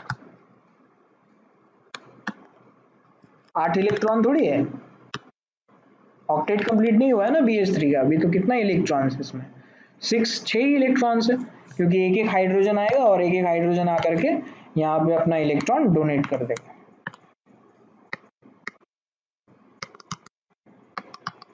तो BH3 आपका लग जाएगा। ठीक है, so BH3 is Lewis acid because it can accept lone pair because of the presence of vacant unhybridized 2p orbital। ठीक है, और भी है कुछ एग्जांपल्स इसके देखते हैं, जैसे sp2 के एग्जांपल्स। इसका जो स्ट्रक्चर होगा कुछ इस तरीके से स्ट्रक्चर होगा, it will be triangular planar with 120 degree bond angle. ठीक है, इनिशियली एक क्लास में नेहा ने मुझसे पूछा था कि what is the relation between bond angle and distance between the atoms in VSEPR theory. Neha, I don't think so there is any relation. अगर आपको किसी ने डिस्टेंस निकालने पूछा है तो just apply geometry using bond angle. ठीक है, जैसे मान लो मुझे यहाँ पे इसने यहाँ पे पूछ दिया गया हाइड्रोजन हाइड्रोजन का डिस्टेंस क्या है, इफ आई नो बी और एच और बी और एच का डिस्टेंस। ठीक है, तो ज्योमेट्री अप्लाई कर दो, बाकी और कोई कॉन्सेप्ट इसमें अप्लाई करने की जरूरत नहीं, इसके लिए कोई स्पेशल कॉन्सेप्ट नहीं है। ये तो कर सकते हैं ना, हाइड्रोजन हाइड्रोजन का डिस्टेंस अगर मैं BH का डिस्टेंस बता दूं तो कर सकते हैं, है ना। चलो, और भी कुछ एग्जांपल्स है, जैसे NOCl is an example where nitrogen के पास जो आपका हाइब्रिडाइजेशन है वो sp हाइब्रिडाइजेशन है। यहाँ पे भी कार्बन के पास जो हाइब्रिडाइजेशन है विच इज sp हाइब्रिडाइजेशन, इस कार्बन के पास भी जो हाइब्रिडाइजेशन है विच इज sp2 हाइब्रिडाइजेशन। ठीक है, sp2 इनमें आप देख सकते हो कि इस नाइट्रोजन की अगर हम लोग बात करें तो इस नाइट्रोजन में नंबर ऑफ सिग्मा बॉन्ड्स कितने हैं? 2 नहीं, और लोन पेयर कितने हैं? 1, टोटल 3, मतलब बेसिकली हमें यही चाहिए। सिमिलरली इस कार्बन में देखो, सिग्मा बॉन्ड है 2, नहीं सिग्मा बॉन्ड 3 है ना, 2 थोड़ी, और लोन पेयर आपका है 0। सिमिलरली इस कार्बन में भी यही कर रहे हैं हम लोग, सिग्मा बॉन्ड टोटल 3 है और लोन पेयर है 0। ठीक है, अब जैसे हम लोग बात कर रहे थे कि पाई बॉन्ड आपका अनहाइब्रिडाइज्ड p ऑर्बिटल से बना होगा, तो ये जो पाई बॉन्ड आपका बना है ना, ये वाला पाई बॉन्ड, ये आपका अनहाइब्रिडाइज्ड p ऑर्बिटल से बना होगा। ठीक है, देखो, तो जैसे हम लोग मान लेते हैं, बात करते हैं C2H4 के फॉर्मेशन, C2H4। ठीक है, तो इसमें बीच में जो स्ट्रक्चर हमारे पास आया है that structure is carbon double bond carbon hydrogen. So it is clear कि कार्बन का जो हाइब्रिडाइजेशन है which is sp2 hybridisation, right. तो अगर मैं इसका ऑर्बिटल डायग्राम बनाऊं,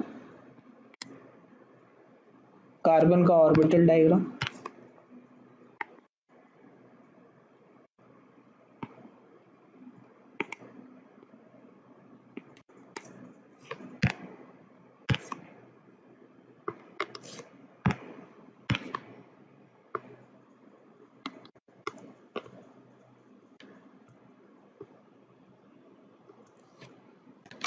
ठीक है, तो हर कार्बन का जो आपका ज्योमेट्री दिख रहा है वो ट्रायंगुलर प्लेनर होने की कगार पे है सब,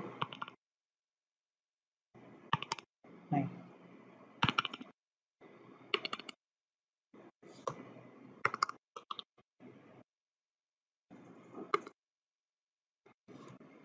राइट, अब sp2 बनाने के लिए हमें किसका किसका कौन कौन से ऑर्बिटल्स का यूज करना है?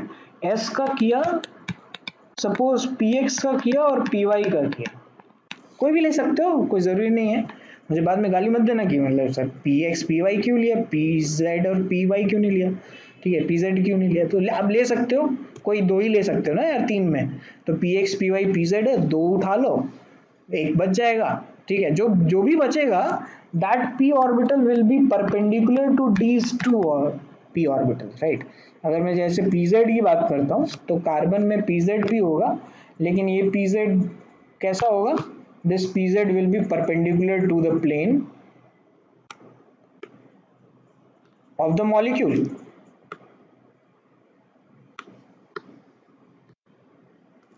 ठीक है, यहां से तो आपके हाइड्रोजन हाइड्रोजन कनेक्टेड हो गए, ये हाइड्रोजन हाइड्रोजन हाइड्रोजन और ये हाइड्रोजन। ठीक है, ये आपका ये सिग्मा बॉन्ड हो गया। और जो आपका ये pz ऑर्बिटल है which is unhybridised pz orbital ना, दिस इज अनहाइब्रिडाइज्ड।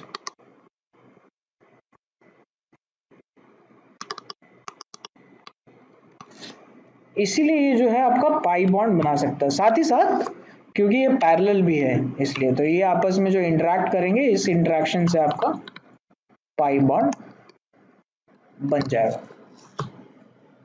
ठीक है, तो इस तरीके से हम लोग इसका ऑर्बिटल डायग्राम प्लॉट कर सकते हैं। ठीक है,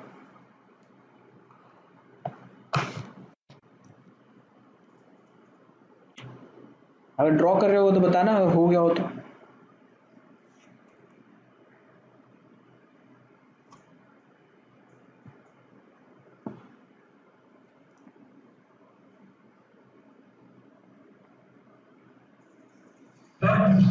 बोलो।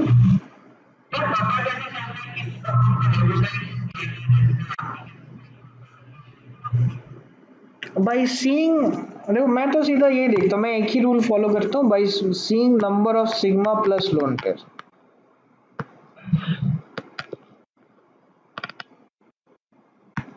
ठीक है, ये सबसे बेस्ट तरीका है और ये कहीं भी जो है आप यूज कर सकते हो, कहीं फेल नहीं होता ये रूल। ठीक है,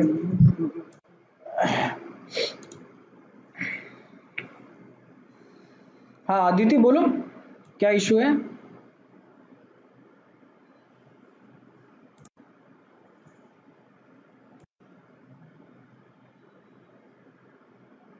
नहीं,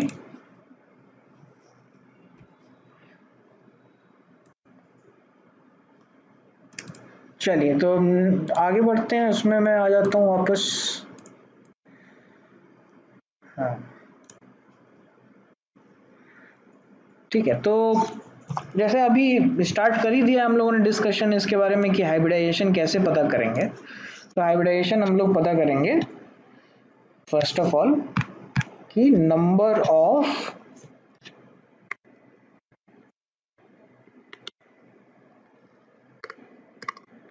hybrid orbitals is equal to sigma plus lone pair। ठीक है, क्योंकि यहाँ पे क्लियरली मेंशन है कंडीशन में कि जो आपका पाई बॉन्ड बनेगा that pi bond will be formed by unhybridized p orbital. ठीक है, ये देखो, hybrid orbitals overlap to form sigma bonds and unhybridized orbitals overlap to form pi bond. तो हमें अनहाइब्रिडाइज की जरूरत नहीं है, हमें बस हाइब्रिडाइज्ड ऑर्बिटल की जरूरत है, जो कि आपका सिग्मा प्लस लोन पेयर से आपको मिल जाएगा। यहाँ से आप हाइब्रिडाइजेशन बता सकते हो। ठीक है, जैसे हमने एसपी भी बात किया तो चलो एसपी भी डिस्कस कर ही लेते हैं। एसपी फॉर्मेशन जो हुआ था, एसपी हाइब्रिडाइजेशन, तो एसपी हाइब्रिडाइजेशन के लिए क्या क्या चाहिए होगा, हमें एक एस चाहिए होगा और एक पी एक्स चाहिए होगा। इसमें भी फिर से वही बोलूंगा मैं कि कोई भी ले लो यार, पी वाई भी ले सकते हो, पी जेड भी ले सकते हो, लेकिन बात यह है कि जो आपका बचा हुआ दो पी ऑर्बिटल होगा, मेरे लिए क्या है, पी वाई और पी जेड।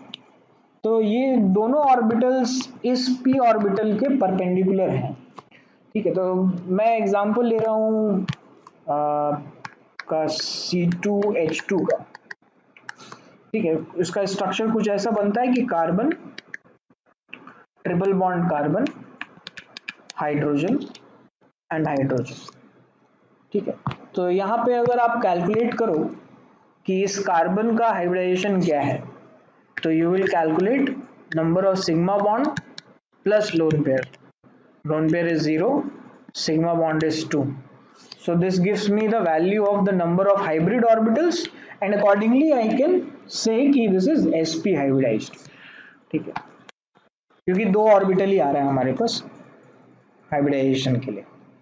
ठीक है, तो ये बॉन्ड बनाने के लिए हम क्या क्या बात कर सकते हैं. इसका ऑर्बिटल डायग्राम अगर हम लोग प्लॉट करें तो देखिए कैसे करेंगे.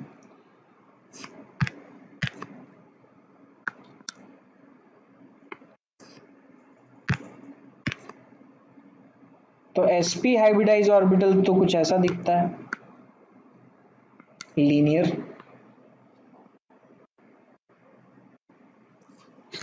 ठीक है, यहाँ पे हाइड्रोजन हाइड्रोजन आ जाएंगे.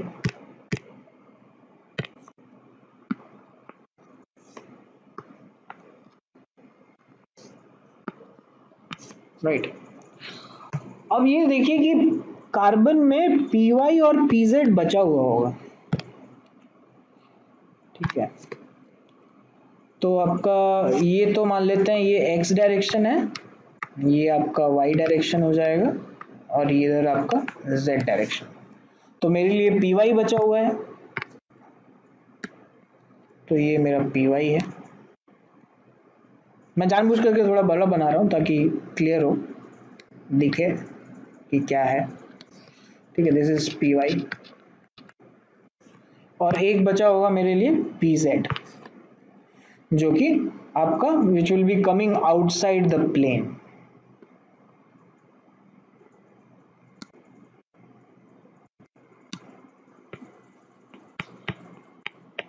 ये z डायरेक्शन होगा आपका.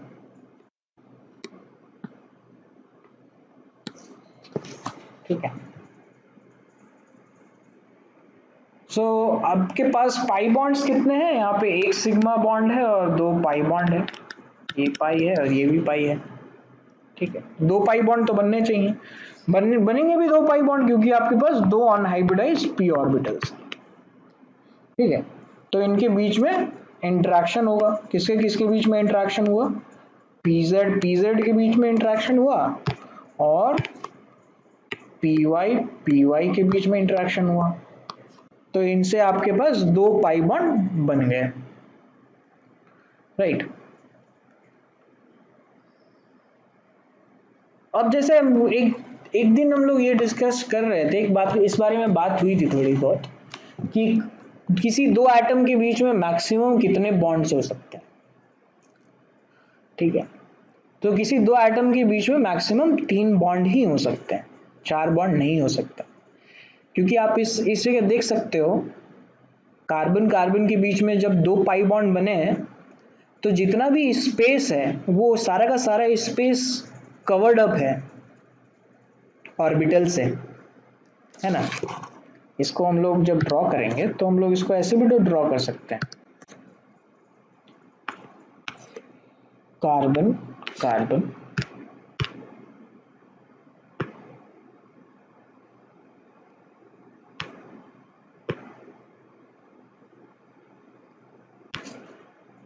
ये आपका pz वाला है इंटरेक्शन और ये आपका जो है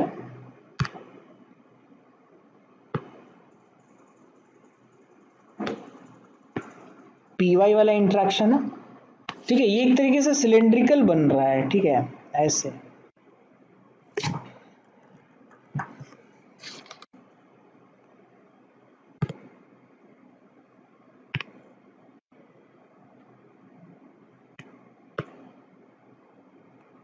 राइट, तो अब तो ये कवर अप हो गया. अंदर जो सिलेंडर, इस सिलेंडर के अंदर क्या होगा, इस सिलेंडर के अंदर होगा आपका सिग्मा बॉन्ड, नहीं अंदर.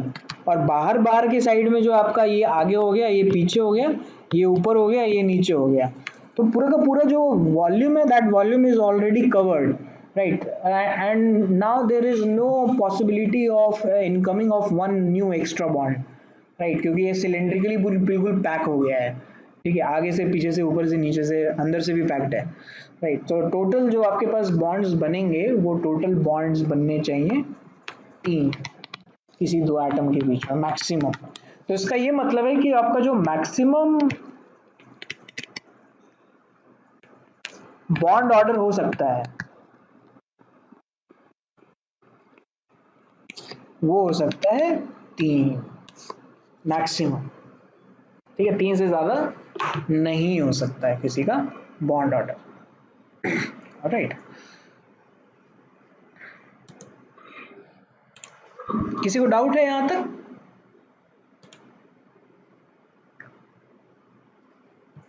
नहीं? चलो एक कुछ और एग्जांपल्स देखते हैं हम लोग हाइब्रिडाइजेशन के।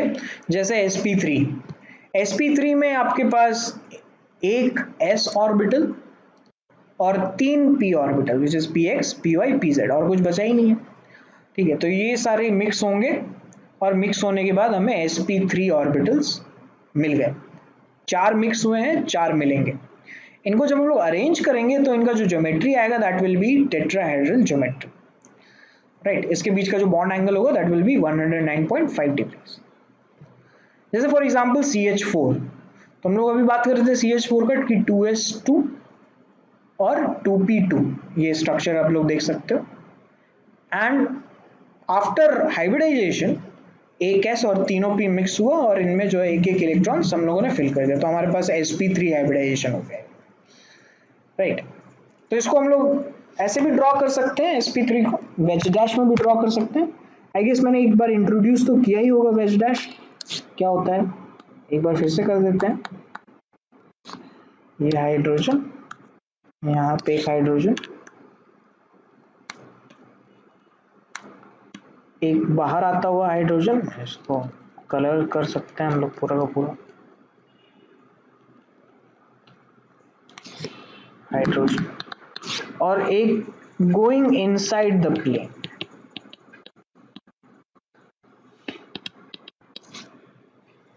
ठीक है, इस तरीके से इसका स्ट्रक्चर होगा। जब आप इसको प्लॉट करेंगे तो ये प्लॉट, इसको ज्वाइन जब करेंगे तो आपको मिल जाएगा ये टेट्राहेड्रल स्ट्रक्चर। देखो ज्वाइन करके देखते हैं, हाइड्रोजन हाइड्रोजन को ज्वाइन कर दिया, ठीक है।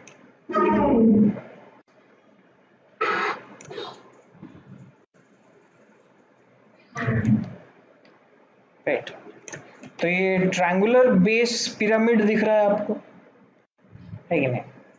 और कार्बन एटम्स जो है ये पिरामिड के बिल्कुल मिड में होगा, बीच में होगा, ठीक है, सेंट्रॉइड में होगा, राइट, पूरे प्रिज्म के।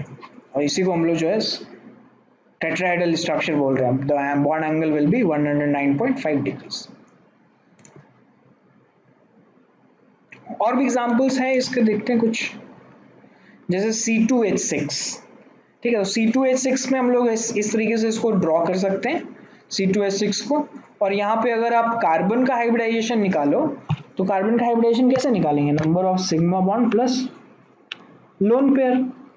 तो टोटल सिग्मा बॉन्ड हमें दिख रहा है 4, लोन पेयर दिख रहा है 0, तो हाइब्रिडाइजेशन हो गया इसका sp3। ठीक है, तो इसी तरीके से यहाँ पे भी ये सारे हाइड्रोजन्स हैं और यहाँ पे बीच में कार्बन है, और ये कुछ ऐसा स्ट्रक्चर इसका बन रहा है। अब इसका एक्चुअली स्ट्रक्चर हम लोग बनाए हैं वेज डैश स्ट्रक्चर से, तो थोड़ा कॉम्प्लेक्स होगा वेज डैश स्ट्रक्चर में बनाना, लेकिन हाँ हम लोग इस तरीके से बना सकते हैं।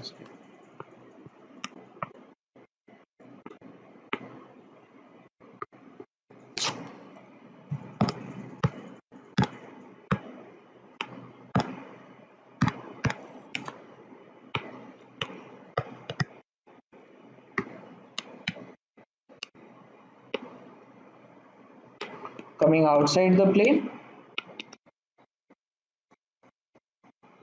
going inside the plane, coming outside the plane and going inside the plane। ठीक है, तो आपके कार्बन में दो bonds they will be on the plane, इसी प्लेन में है ये दोनों bond, which is in the plane of our screen.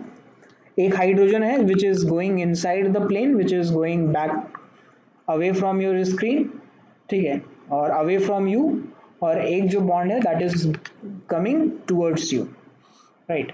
सो इस तरीके से हम लोग टेट्राहेड्रल स्ट्रक्चर ड्रॉ कर सकते हैं। नेक्स्ट देखिए, जैसे नेक्स्ट है हमारा hybridisation which is sp3d। sp3d में किसका किसका रिक्वायरमेंट है? sp3d में रिक्वायरमेंट है s, px, py, pz and dz square, ठीक है। अब यहाँ पे कोई पूछेगा मुझसे कि dz स्क्वायर ही क्यों लिया, चलिए उसके बारे में भी डिस्कस कर लेते हैं। ये दोनों जो बॉन्ड्स हैं या ये दोनों जो ऑर्बिटल्स हैं, इनका ओवरलैप आप देख सकते हो, बहुत अच्छा ओवरलैप आएगा, क्योंकि अगर मान लो ये z डायरेक्शन में हम लोग ने pz ले लिया, ये दिस इज pz, ठीक है, तो इसी डायरेक्शन में आपका dz स्क्वायर भी तो ऐसे ही लाई करता है, नहीं, एक रिंग ऐसे।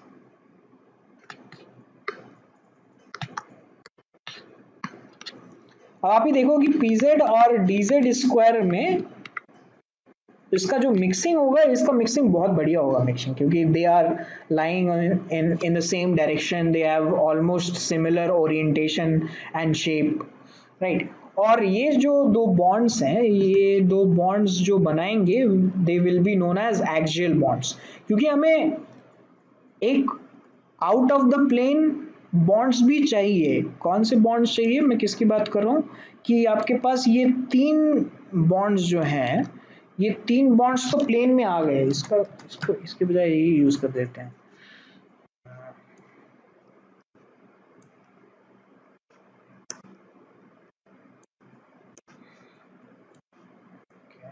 हाँ, ये जो आपके पास तीन बॉन्ड्स हैं, ये तीन बॉन्ड्स तो प्लेन में आ रहे हैं, ठीक है, लेकिन जो आपको एक ये बॉन्ड मिलेगा,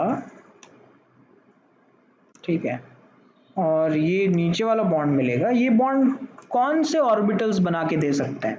ये ऑर्बिटल्स, ये वही यही वाले ऑर्बिटल्स आपको बना करके ऐसा बॉन्ड दे सकते हैं, pz एंड dz स्क्वायर, ये दोनों जब मिक्स होंगे तो they will give us axial bonds, और बाकी के जो तीन हैं ये सारे मिल करके हमें इक्वेटोरियल बॉन्ड्स देंगे, ठीक है। तो ये हमारे पास दिस इज एक्सियल बॉन्ड, और ये भी एक्सियल बॉन्ड है, और ये जो बीच में हमें दिख रहा है दिस इज इक्वेटोरियल बॉन्ड,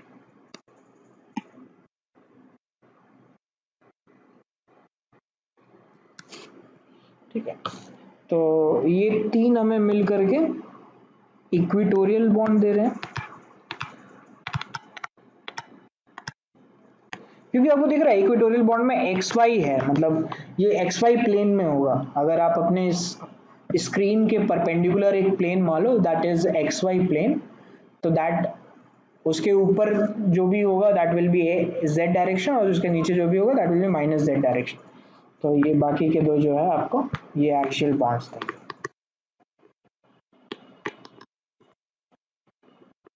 ठीक है। यही रीजन है कि sp3d में स्पेसिफिकली, इसी में sp3d में, ठीक है, specifically in sp3d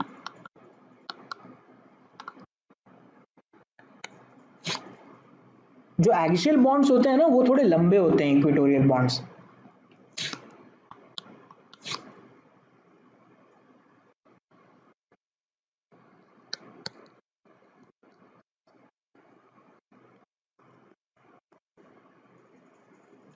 Axial bond length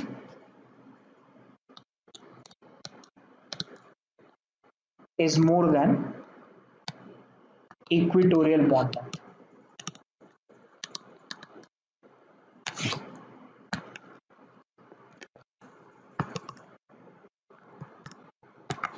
ठीक है, इसका रीजन क्या है? इसका रीजन यही है कि the axial bonds are formed by pz and dz square. अब जैसे ही dz आया हमारे पास, तो वी नो कि dz का जो एक्सटेंट होगा या फिर जो दूरी होगी from nucleus that will be more than the p orbitals, right, क्योंकि dz थोड़ा ज्यादा दूर तक फैला हुआ होगा, राइट। तो जब ये दोनों आपस में मिक्स होंगे तो जो आपका एक्सियल बॉन्ड्स होंगे that axial bonds can exist far from the nucleus in comparison to the equatorial bonds. That's why axial bonds is having more length, bond length than the equatorial bonds. ठीक है, इसके साथ ये reason भी हम लोग कह सकते हैं कि तभी आपका जो मोर इलेक्ट्रोनेगेटिव एलिमेंट है वो एक्सियल में एग्जिस्ट करता है और लोन पेयर जो है वो आपका इक्वेटोरियल में एग्जिस्ट करता है। ठीक है, ऐसा क्यों होता है कि देखिए लोन पेयर को लिए क्या चाहिए, लोन पेयर को चाहिए कि वो न्यूक्लियस के पास में रहे। ठीक है, तो न्यूक्लियस के पास में कौन कैसे रह सकता है लोन पेयर, इक्वेटोरियल में जब रहेगा तब या एक्सियल में रहेगा तब, बताओ किस में रहेगा, इक्वेटोरियल में ना। तो इक्वेटोरियल में जब तक आपका लोन पेयर रहेगा, तो इसलिए हम लोगों ने लास्ट क्लास में इसके बारे में बात किया था कि अगर लोन पेयर है तो आप इक्वेटोरियल में रखिए और मोर इलेक्ट्रोनेगेटिव एलिमेंट है तो उसको एक्सियल में रखिए। अब आप बात करते हैं मोर इलेक्ट्रोनेगेटिव एलिमेंट्स की। तो मोर इलेक्ट्रोनेगेटिव एलिमेंट क्या करेगा, more electronegative element electron cloud अपनी तरफ खींच लेगा। अगर यहाँ पे मान लेते हैं फ्लोरीन है, ठीक है, तो जो और ये वहां पे फास्फोरस है, this is structure of PF5 let's say. ठीक है, तो फ्लोरीन क्या करेगा कि फ्लोरीन इलेक्ट्रॉन क्लाउड अपनी साइड खींच लेगा।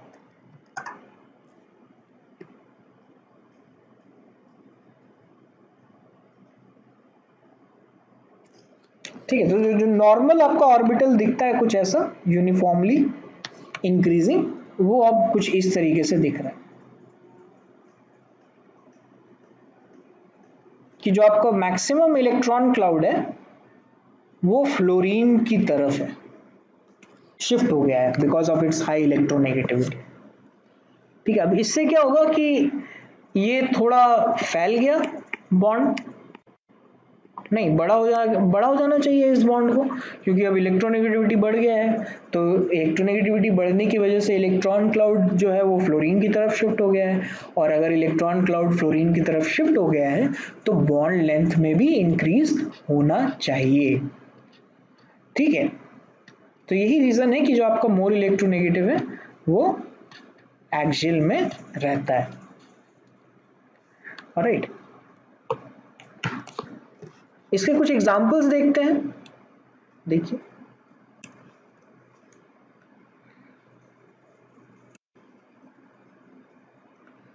SF4, राइट, SF4 में भी हम लोग ये काउंट कर सकते हैं कि total number of sigma bond और पाई बॉन्ड्स, सिग्मा और लोन पेयर्स कितने हैं।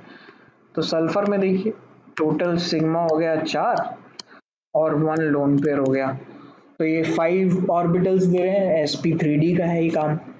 सिमिलरली यहाँ पे आप क्लोरीन के बारे में भी देख सकते हो कि 3 सिग्मा है और 2 लोन पेयर है। ठीक है, इस क्लोरीन के बारे में बात कर सकते हो, 4 सिग्मा है और 1 लोन पेयर है। ठीक है, तो इसका ज्योमेट्री जो होगा that geometry will be trigonal bipyramidal, जो आपका ऊपर में ये ज्योमेट्री हम लोगों ने दिखाया था ये वाला।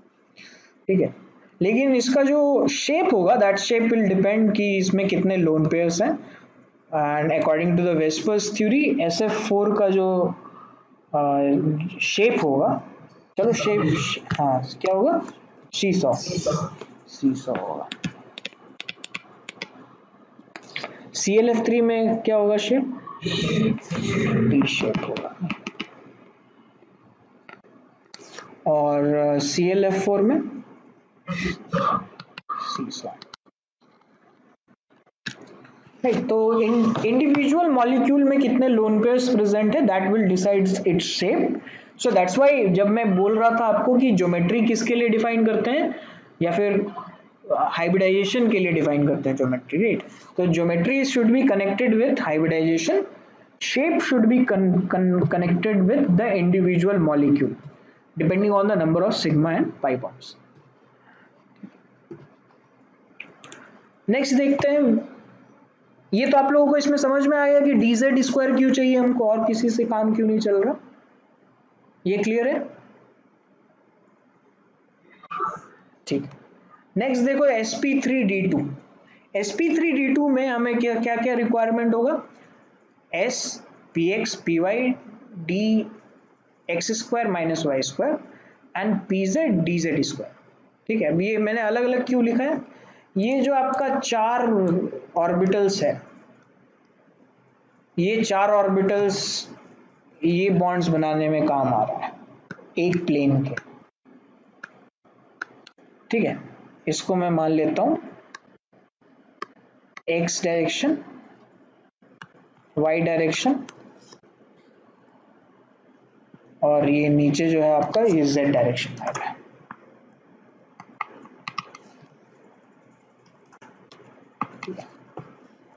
तो ये जो 4 बॉन्ड्स बने हैं ना, ये 4 बॉन्ड्स आपके इसी प्लेन में है, which is in the plane of x y plane, ये एक्स वाई प्लेन में है। तो एक्स वाई प्लेन में किसकी किसकी जरूरत पड़ेगी, हमें पी एक्स की जरूरत पड़ेगी, पी वाई की जरूरत पड़ेगी, और d x square minus y square की जरूरत पड़ेगी। यहाँ पे देख सकते हो आपकी हमने डी एक्स वाई भी नहीं लिया, हमने d x square minus y square लिया। ठीक है,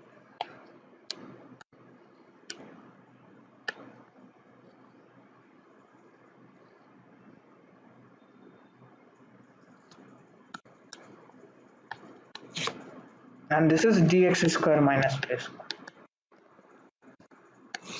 क्योंकि हमें अब ओवरलैप जो है वो मैक्सिमम चाहिए हाइब्रिडाइजेशन के लिए। ठीक है, मतलब ओवरलैप तो नहीं बोलना चाहिए, बोलना चाहिए हम लोगों के ऐसे कि मिक्सिंग के लिए जो है हमें ऐसे ऑर्बिटल्स चाहिए जो कि कोइंसाइड करें। राइट, तो इसमें पी एक्स और पी वाई कोइंसाइड कर लेगा आराम से, क्योंकि आपका अगर ये एक्स डायरेक्शन है और ये वाई डायरेक्शन है, तो पी एक्स तो ऐसा ही लाई करेगा ना, ये आपका पी एक्स हो गया। राइट, और ये आपका पी वाई हो जाएगा। Right, and they can coincide while mixing।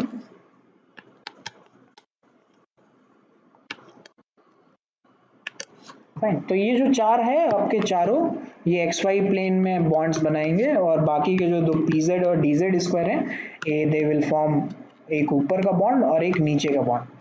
यहाँ पे एज सच कोई कॉन्सेप्ट नहीं है इक्विटोरियल बॉन्ड कौन सा है और एक्सियल बॉन्ड कौन सा है। ठीक है, रीजन इसका यही है कि ये पूरा का पूरा जो स्ट्रक्चर है दैट इज सिमेट्रिकल स्ट्रक्चर, तो कोई सा भी बॉन्ड यहाँ पे इक्वेटोरियल और एक्सियल बॉन्ड नहीं है।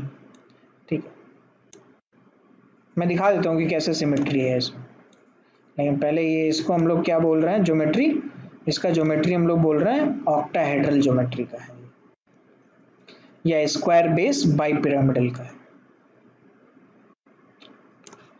ठीक है, इसमें सारे bond angle, all bond angles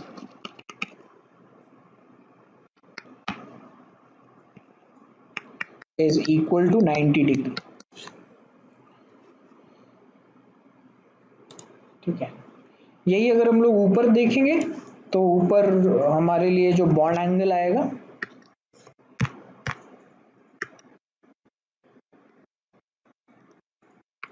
square base by sorry ये ट्रायगोनल बाई पिरामिडल के लिए बॉन्ड एंगल आएगा आपका 120 डिग्री एंड 90 डिग्री। ठीक है, ये आपका 90 डिग्री हो गया, और इनके बीच का जो बॉन्ड एंगल होगा ये 120। ठीक है, चलो देखते हैं कि कैसे सिमेट्रिकल होता है ऑक्टाहेड्रल शेप।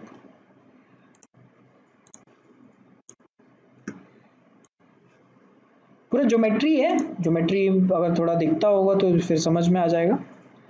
देखो, जैसे अगर मैं एक सेंट्रल एटम ले लूं,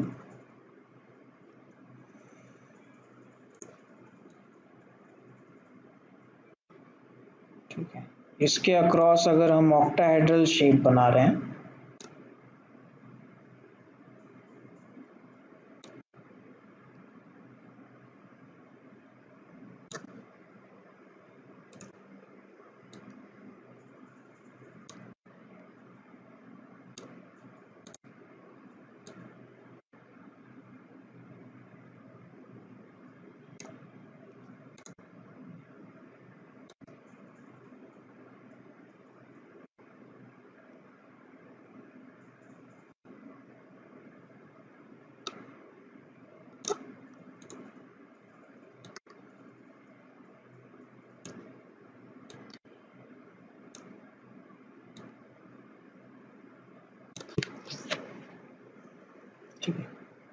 और एक ऊपर के साइड बॉन्ड हो जाएगा और एक नीचे के साइड बॉन्ड हो जाएगा।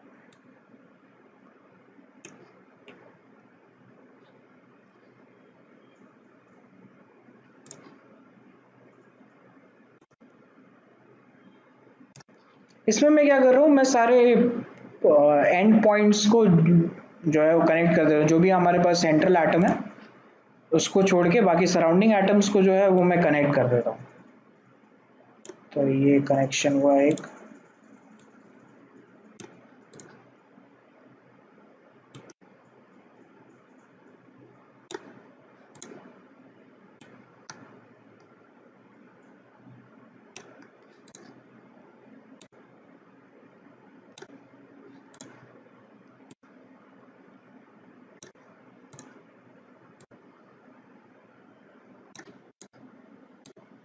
और ये कनेक्शन, ठीक है। काफ़ी कुछ जो है यहाँ पे वो हो गया है, तो मैं बीच बीच का जो जो चीज़ें हैं वो सारी चीज़ें डिलीट कर देता हूँ।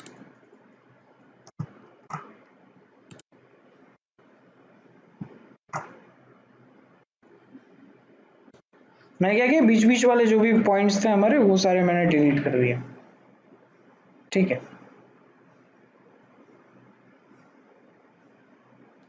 अब ये देखो कि अगर मैं इन चारों को एक प्लेन मान लो, अभी जो हमारा प्लेन है वो कौन सा प्लेन है, ये ग्रीन वाला प्लेन है, जो कि हम इसके अकॉर्डिंग इसको बेस मानते हुए एक ऊपर पिरामिड बना रहे हैं और एक नीचे पिरामिड बना रहे हैं, ठीक है। मान लो कि मैंने अपना प्लेन ना चेंज कर लिया, मैंने अपना प्लेन किसको कर लिया, मैंने अपना प्लेन इसको बना लिया, मान लो इसको ग्रीन कर लिया मैंने,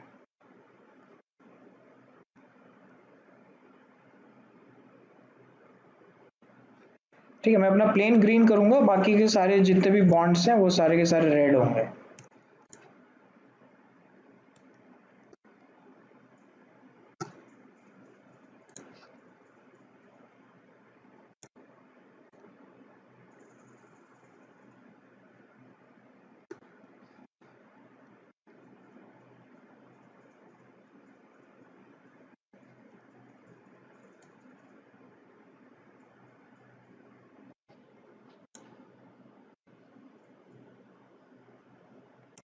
ठीक है, दिख रहा है।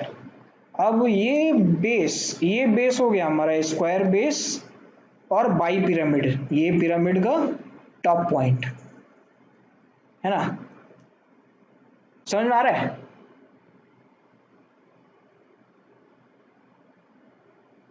बोलो,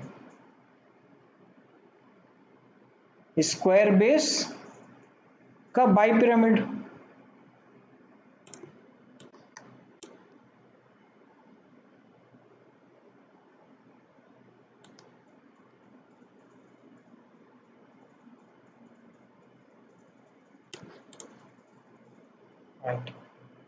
बोलो समझ में आ रहा है कि नहीं आ रहा है ना।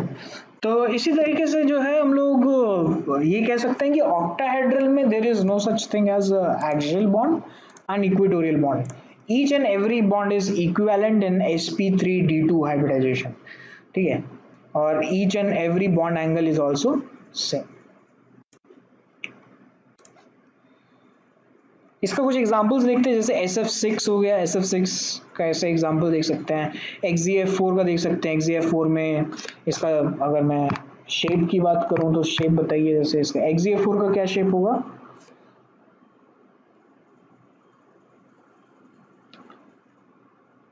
लोन पेयर है, हाँ स्क्वायर प्लेन होगा, बहुत बढ़िया, स्क्वायर प्लेन है। राइट, फिर BRF5 का स्ट्रक्चर जैसे देखिए, BRF5 का क्या शेप होगा इसका,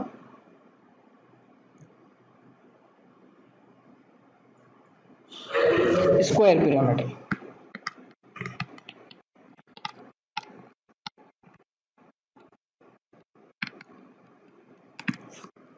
ठीक है। चलो एक चीज और डिस्कस करते हैं, इसमें बॉन्ड एंगल्स डिस्कस कर लेते हैं।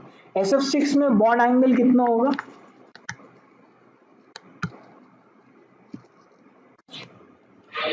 90 डिग्री, सारे 90 डिग्री होंगे। XeF4 में think of vespers theory, vespers theory के सोच।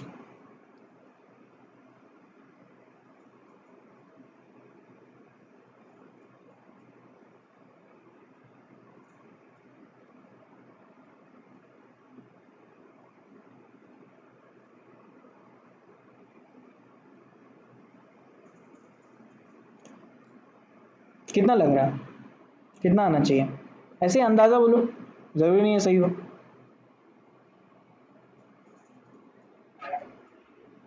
90 डिग्रीज, चलो ठीक सही है, 90 डिग्रीज सही बात है, 90 डिग्रीज।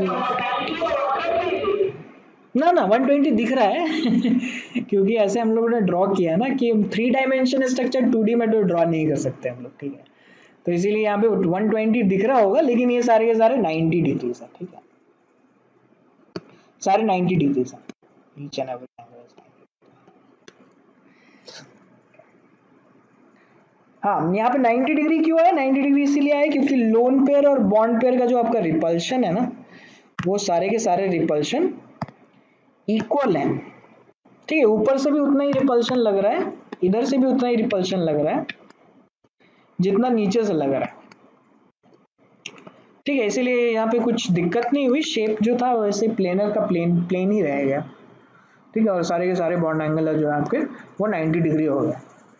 BRFI में कितने एंगल्स होंगे जो 90 डिग्री पे हों?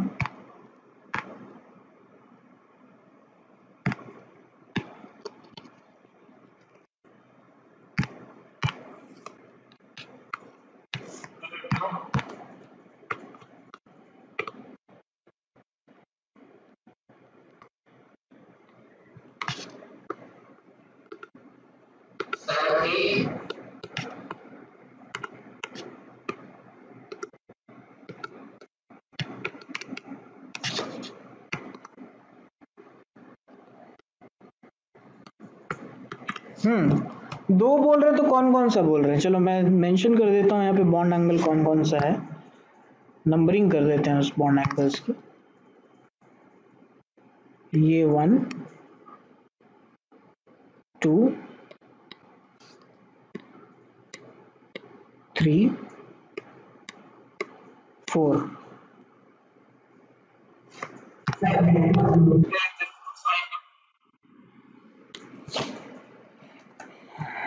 और ये 5। हाँ क्या बोल रहे हैं, लोन पेयर के साथ तो बॉन्ड एंगल कैलकुलेट ही नहीं करते हैं, लोन पेयर का बॉन्ड एंगल नहीं लेते हम लोग, बॉन्ड एंगल उसका लेते हैं जहाँ पे एटम्स हो, लोन पेयर में कुछ नहीं बोलते। तो कितने सारे एंगल्स 90 डिग्री पे दिख रहे हैं BRFI में, मतलब होने चाहिए 2 और 4, 1 और 3 क्यों नहीं, यू शुड माइंड दैट कि ये स्ट्रक्चर जो है वो स्ट्रक्चर स्केल पे ड्रॉ नहीं किया गया है, this is a 3 dimension structure, जो आपका BRF4 है ये वाला, दिस इज 5 90 होगा, रिपल्शन नहीं लगेगा लोन पेयर का,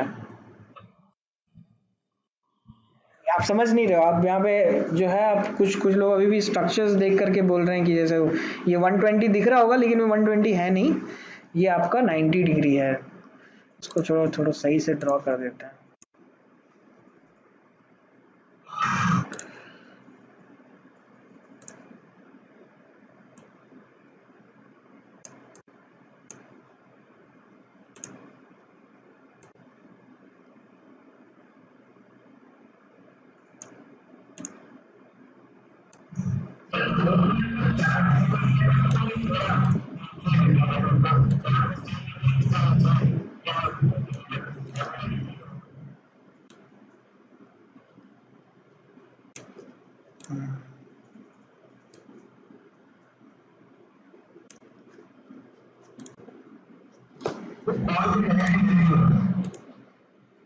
सोचो, वही तो ज्योमेट्री का सवाल है, ये तो केमिस्ट्री का है ही नहीं।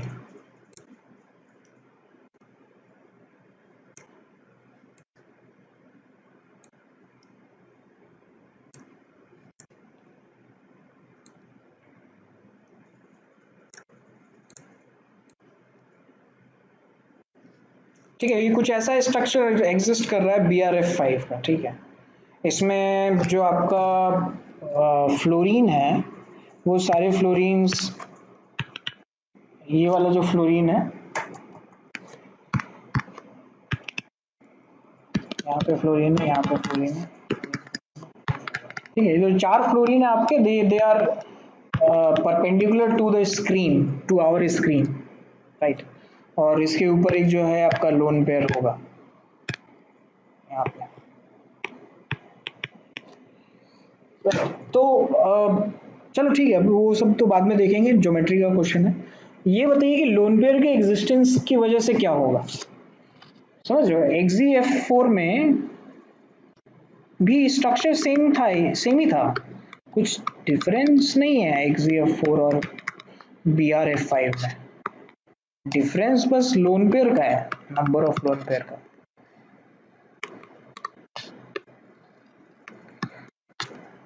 ठीक है, तो आपका XeF4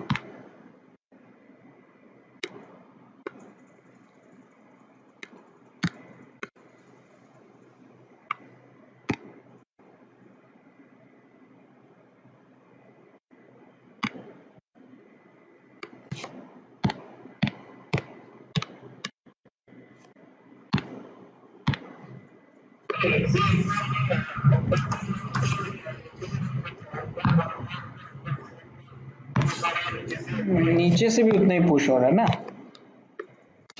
तो इसीलिए जो आपका इसमें बॉन्ड एंगल आ गया वो 90 डिग्री आ गया, ठीक है। इसमें 4 बॉन्ड एंगल जो हैं वो आपके 90 डिग्री का। आपने बिल्कुल सही बोला कि जितना ऊपर से रिपल्शन लग रहा है उतना नीचे से रिपल्शन लगेगा, और जो बॉन्ड है वो चेंज नहीं होगा। लेकिन BrF5 में तो ऐसा नहीं होगा ना, BrF5 में क्या होगा फिर, बिल्कुल। तो ये सारे जो है फ्लोरीन, ये थोड़ा थोड़ा नीचे खिसक जाएंगे, बिल्कुल, चारों फ्लोरीन नीचे। हाँ, फिर भी लेकिन एक ही प्लेन में होगा, लेकिन कनेक्शन उनका यहीं से होगा, ठीक है। तो आप एक इमेजिन करिए, या फिर आपके पास अगर पेपर है तो उस पेज को ऐसा देखिए कि उस पेपर के मिड पॉइंट पे, रेक्टेंगुलर पेपर के मिड पॉइंट पे अगर आप प्रेशर दोगे अपनी उंगलियों से, ठीक है, तो जो प्रेशर पॉइंट है वो नीचे चला जाएगा, राइट। और जो कॉर्नर्स हैं वो कॉर्नर्स आपके ऊपर उठ जाएंगे अगर आप प्रेशर डाल रहे हो तो, है ना। तो क्या ये वो वैसा बॉन्ड एंगल हम लोग बोल सकते हैं क्या, ये 90 डिग्री होगा ये बॉन्ड एंगल, नहीं होगा ना ये 90 डिग्री, क्योंकि ये तो नीचे खिसक गया, है ना। अब ये जो स्ट्रक्चर है हमारा, ये स्ट्रक्चर अब ऐसे एग्जिस्ट करेगा,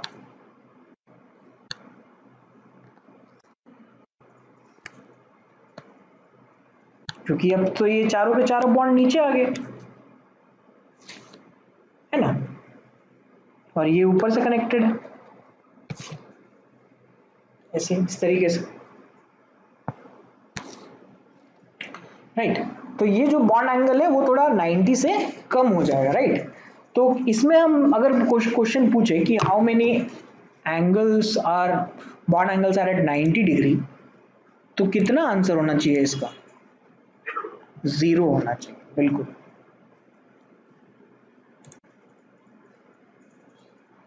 so number of bond angles at 90 degree in BrF5 is 0,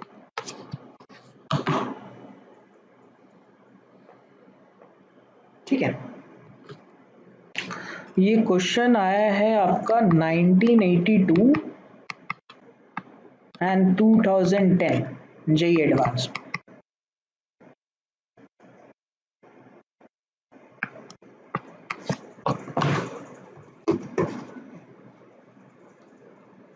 इसका आंसर भी हम लोग वेस्पर्स थ्योरी के बेसिस पे दे सकते हैं।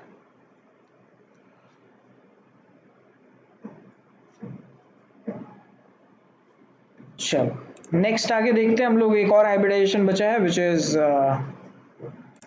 sp3d3। sp3d3 में we have s px py d x square minus y square d x y. फिर भी हम लोग यहाँ पे भी अभी एक्स वाई प्लेन वाला ही ले रहे हैं ताकि जो हमारा मिक्सिंग हो उसमें ओवरलैप बढ़िया हो। ठीक है, तो d x square minus y square आपका एक्स वाई प्लेन में होगा और डी एक्स वाई तो आपका एक्स वाई प्लेन में है ही, और साथ में पी जेड और डी जेड स्क्वायर। तो पी जेड और डी जेड स्क्वायर जो है आपका जो इसमें ज्योमेट्री होगा, ये दैट ज्योमेट्री विल बी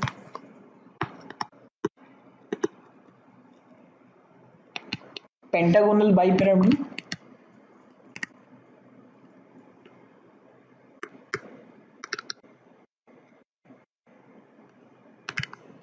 ठीक है, पेंटागोनल बेस बाइपिरामिडल हो गया आपका। तो जैसे एग्जांपल हो गया आपका IF7 में अगर देखेंगे तो इसमें जो बॉन्ड एंगल्स होंगे आपके 72 डिग्रीज और 90 डिग्रीज। 72 डिग्री ये जो आपका साइक्लोपेंटेन टाइप कुछ है, ठीक है, या फिर पेंटागोन स्ट्रक्चर है उसके बीच का जो एंगल है दैट इज 72 डिग्री। इसमें एक और एग्जांपल है विच इज XZF5 माइनस।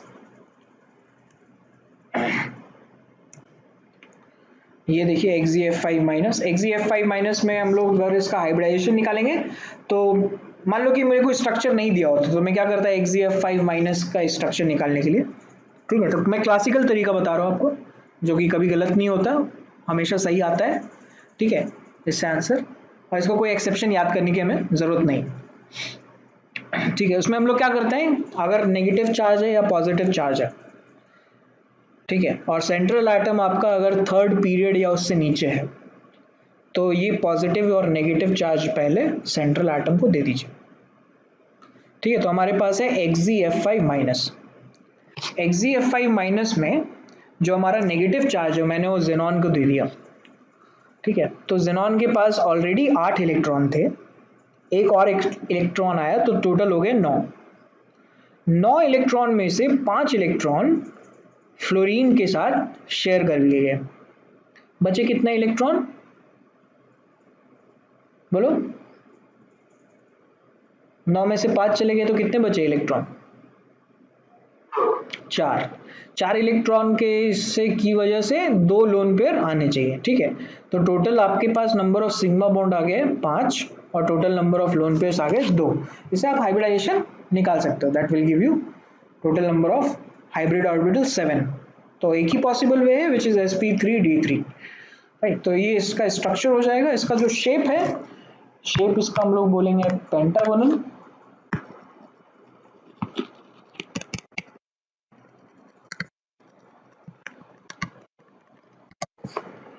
एक और इसका एग्जांपल है विच इज XZF6। XZF6 का भी अगर आप लोग हाइब्रिडाइजेशन निकालोगे तो फिर से वही, जेनॉन के पास 8 इलेक्ट्रॉन्स में से 6 इलेक्ट्रॉन्स फ्लोरीन को शेयर कर दिए गए, तो बचे टोटल 2 इलेक्ट्रॉन जो कि लोन पेयर के तौर पे या उसके जैसे एग्जिस्ट करेंगे लोन पेयर बन के। तो टोटल इसमें XZF6 में लोन पेयर्स हो गए 1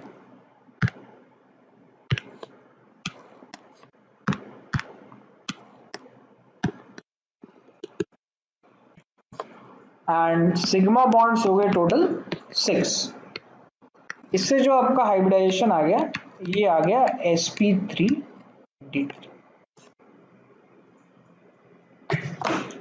ठीक है, XZF6 के बारे में थोड़ा डिस्कस कर लेते हैं।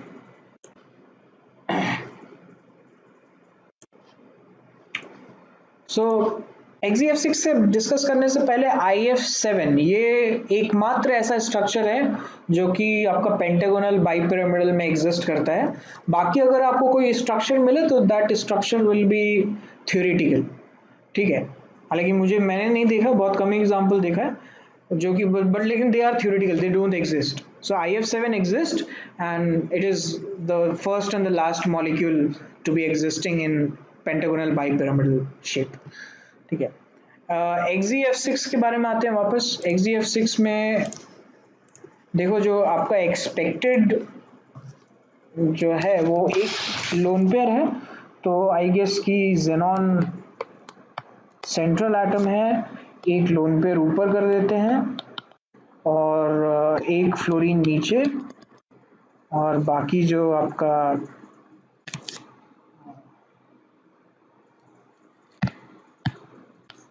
फ्लोरीन से वो फ्लोरीन कनेक्ट कर देते हैं।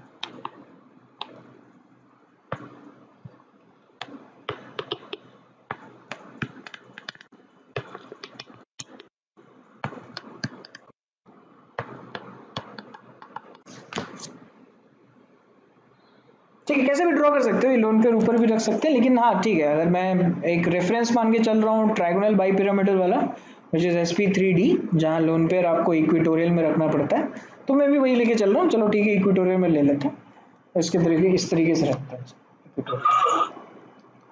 ठीक है, तो ये हमारे पास 5 फ्लोरीन जो है, सॉरी 4 फ्लोरीन जो है वो पेंटागोनल शेप में एग्जिस्ट कर रहा है विथ वन लोन पेयर, और एक फ्लोरीन ऊपर है और एक फ्लोरीन जो है आपको वो नीचे है, ये ऊपर वाला फ्लोरीन, ये नीचे वाला फ्लोरीन। ठीक है, तो इस स्ट्रक्चर के हिसाब से अगर मैं इसका डाइपोल मोमेंट निकालूं तो इसका डाइपोल मोमेंट जीरो आएगा या नॉन जीरो आएगा?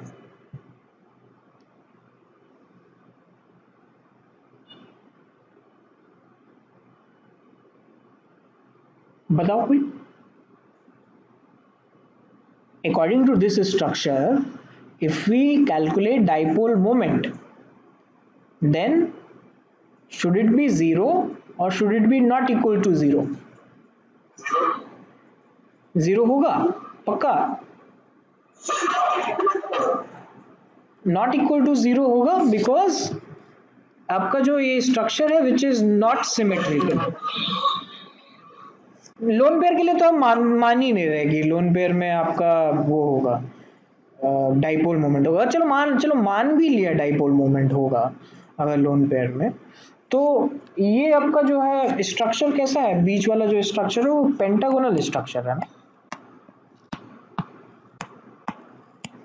ठीक है, अब इनमें अगर मैं वेक्टर्स रखता हूं, first of all they are not equal vectors अगर आप लोन पेयर को मान के चल रहे हो तो, राइट। तो ऊपर और नीचे का तो चलो कैंसिल हो जाएगा है ना, इसमें तो ज्यादा कोई दिक्कत है नहीं क्या, ये ऊपर और नीचे वाले तो कैंसिल हो गए, लेकिन बीच वाले की बात कर रहे हैं तो ये लोन पेयर वाला तो डाइपोल अलग ही होगा, डाइपोल, बाकी तो डाइपोल आपका जेनॉन और फ्लोरीन का होगा। तो अगर आप इस शेप में रखो और कोई एक डाइपोल आपका या फिर एक कोई vector is different than other vectors, तो इसका जो डाइपोल मोमेंट नेट आएगा वो तो नॉट इक्वल टू जीरो आएगा। मैं ये मानता हूं कि अगर पेंटागोनल शेप में हम 5 इक्वल वेक्टर्स रखें तो वो सारे वेक्टर्स कैंसिल हो जाएंगे, राइट। लेकिन यहाँ पे इक्वल वेक्टर्स नहीं है, इक्वल डाइपोल्स नहीं है because of this lone pair, right. So it is supposed to be, it was supposed to be having some dipole moment, लेकिन एक्चुअली में the dipole moment came out to be zero. ठीक है, so experimentally it was found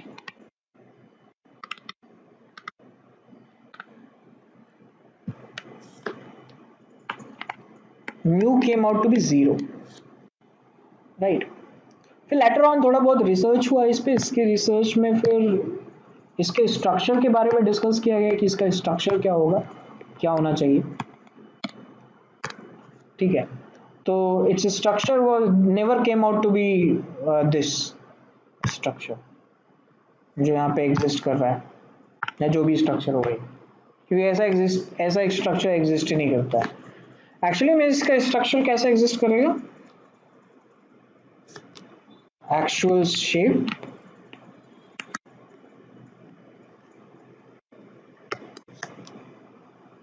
is known as distorted octahedral,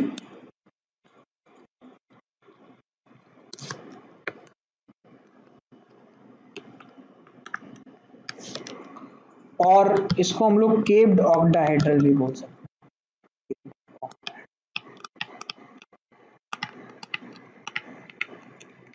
कैसा दिखता है अब इसके बारे में बात कर लेते हैं।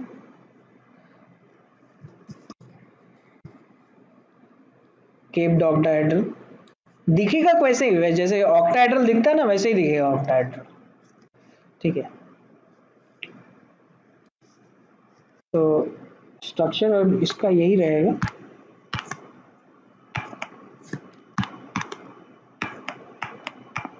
ज़ेनॉन, ऊपर एक फ्लोरीन, नीचे एक फ्लोरीन, और बाकी के 4 जो फ्लोरीन्स होंगे प्लेन में वो वाले फ्लोरीन्स।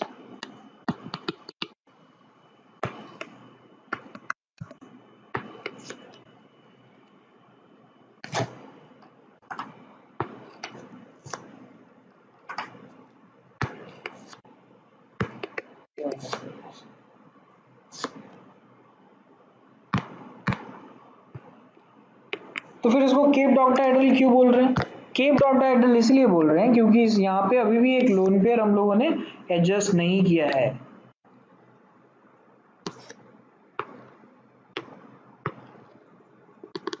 ठीक है, वो लोन पेयर कहाँ एग्जिस्ट होगा? ये लोन पेयर एग्जिस्ट करेगा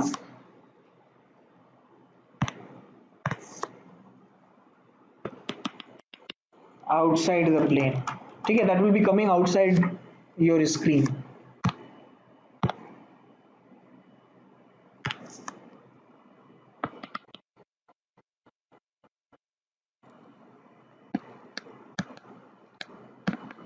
ये 2 इलेक्ट्रॉन, ठीक है, और ये जो 2 इलेक्ट्रॉन है, ये 2 इलेक्ट्रॉन एक ही जगह नहीं रहेगा, यहाँ पे इस तरीके से एग्जिस्ट करेगा।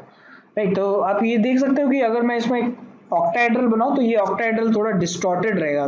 ठीक है, बिगड़ा हुआ रहेगा, टेढ़ा मेढ़ा, क्योंकि यहाँ पे एक लोन पेयर आ गया है बीच में, और ये लोन पेयर यहीं एग्जिस्ट नहीं करेगा सर। ये लोन पेयर ना टू एंड फ्रो मोशन करता रहेगा, ऊपर नीचे ऐसे मूव होता रहेगा।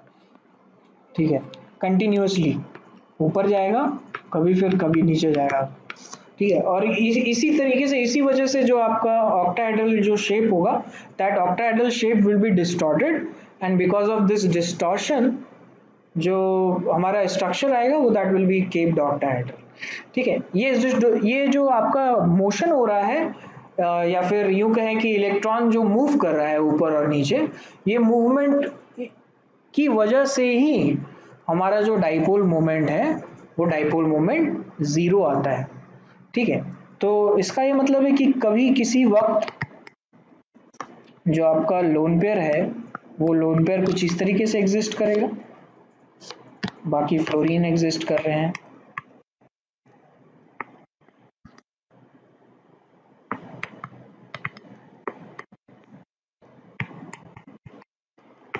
ऐसे, और कभी एक जो है इलेक्ट्रॉन नीचे चला जाएगा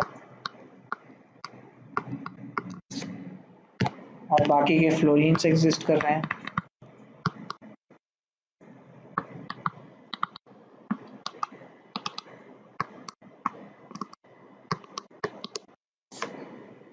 राइट, तो ये जो आपका मोशन है ये वैसा मोशन होता रहेगा, ऊपर नीचे ऊपर नीचे ऊपर नीचे।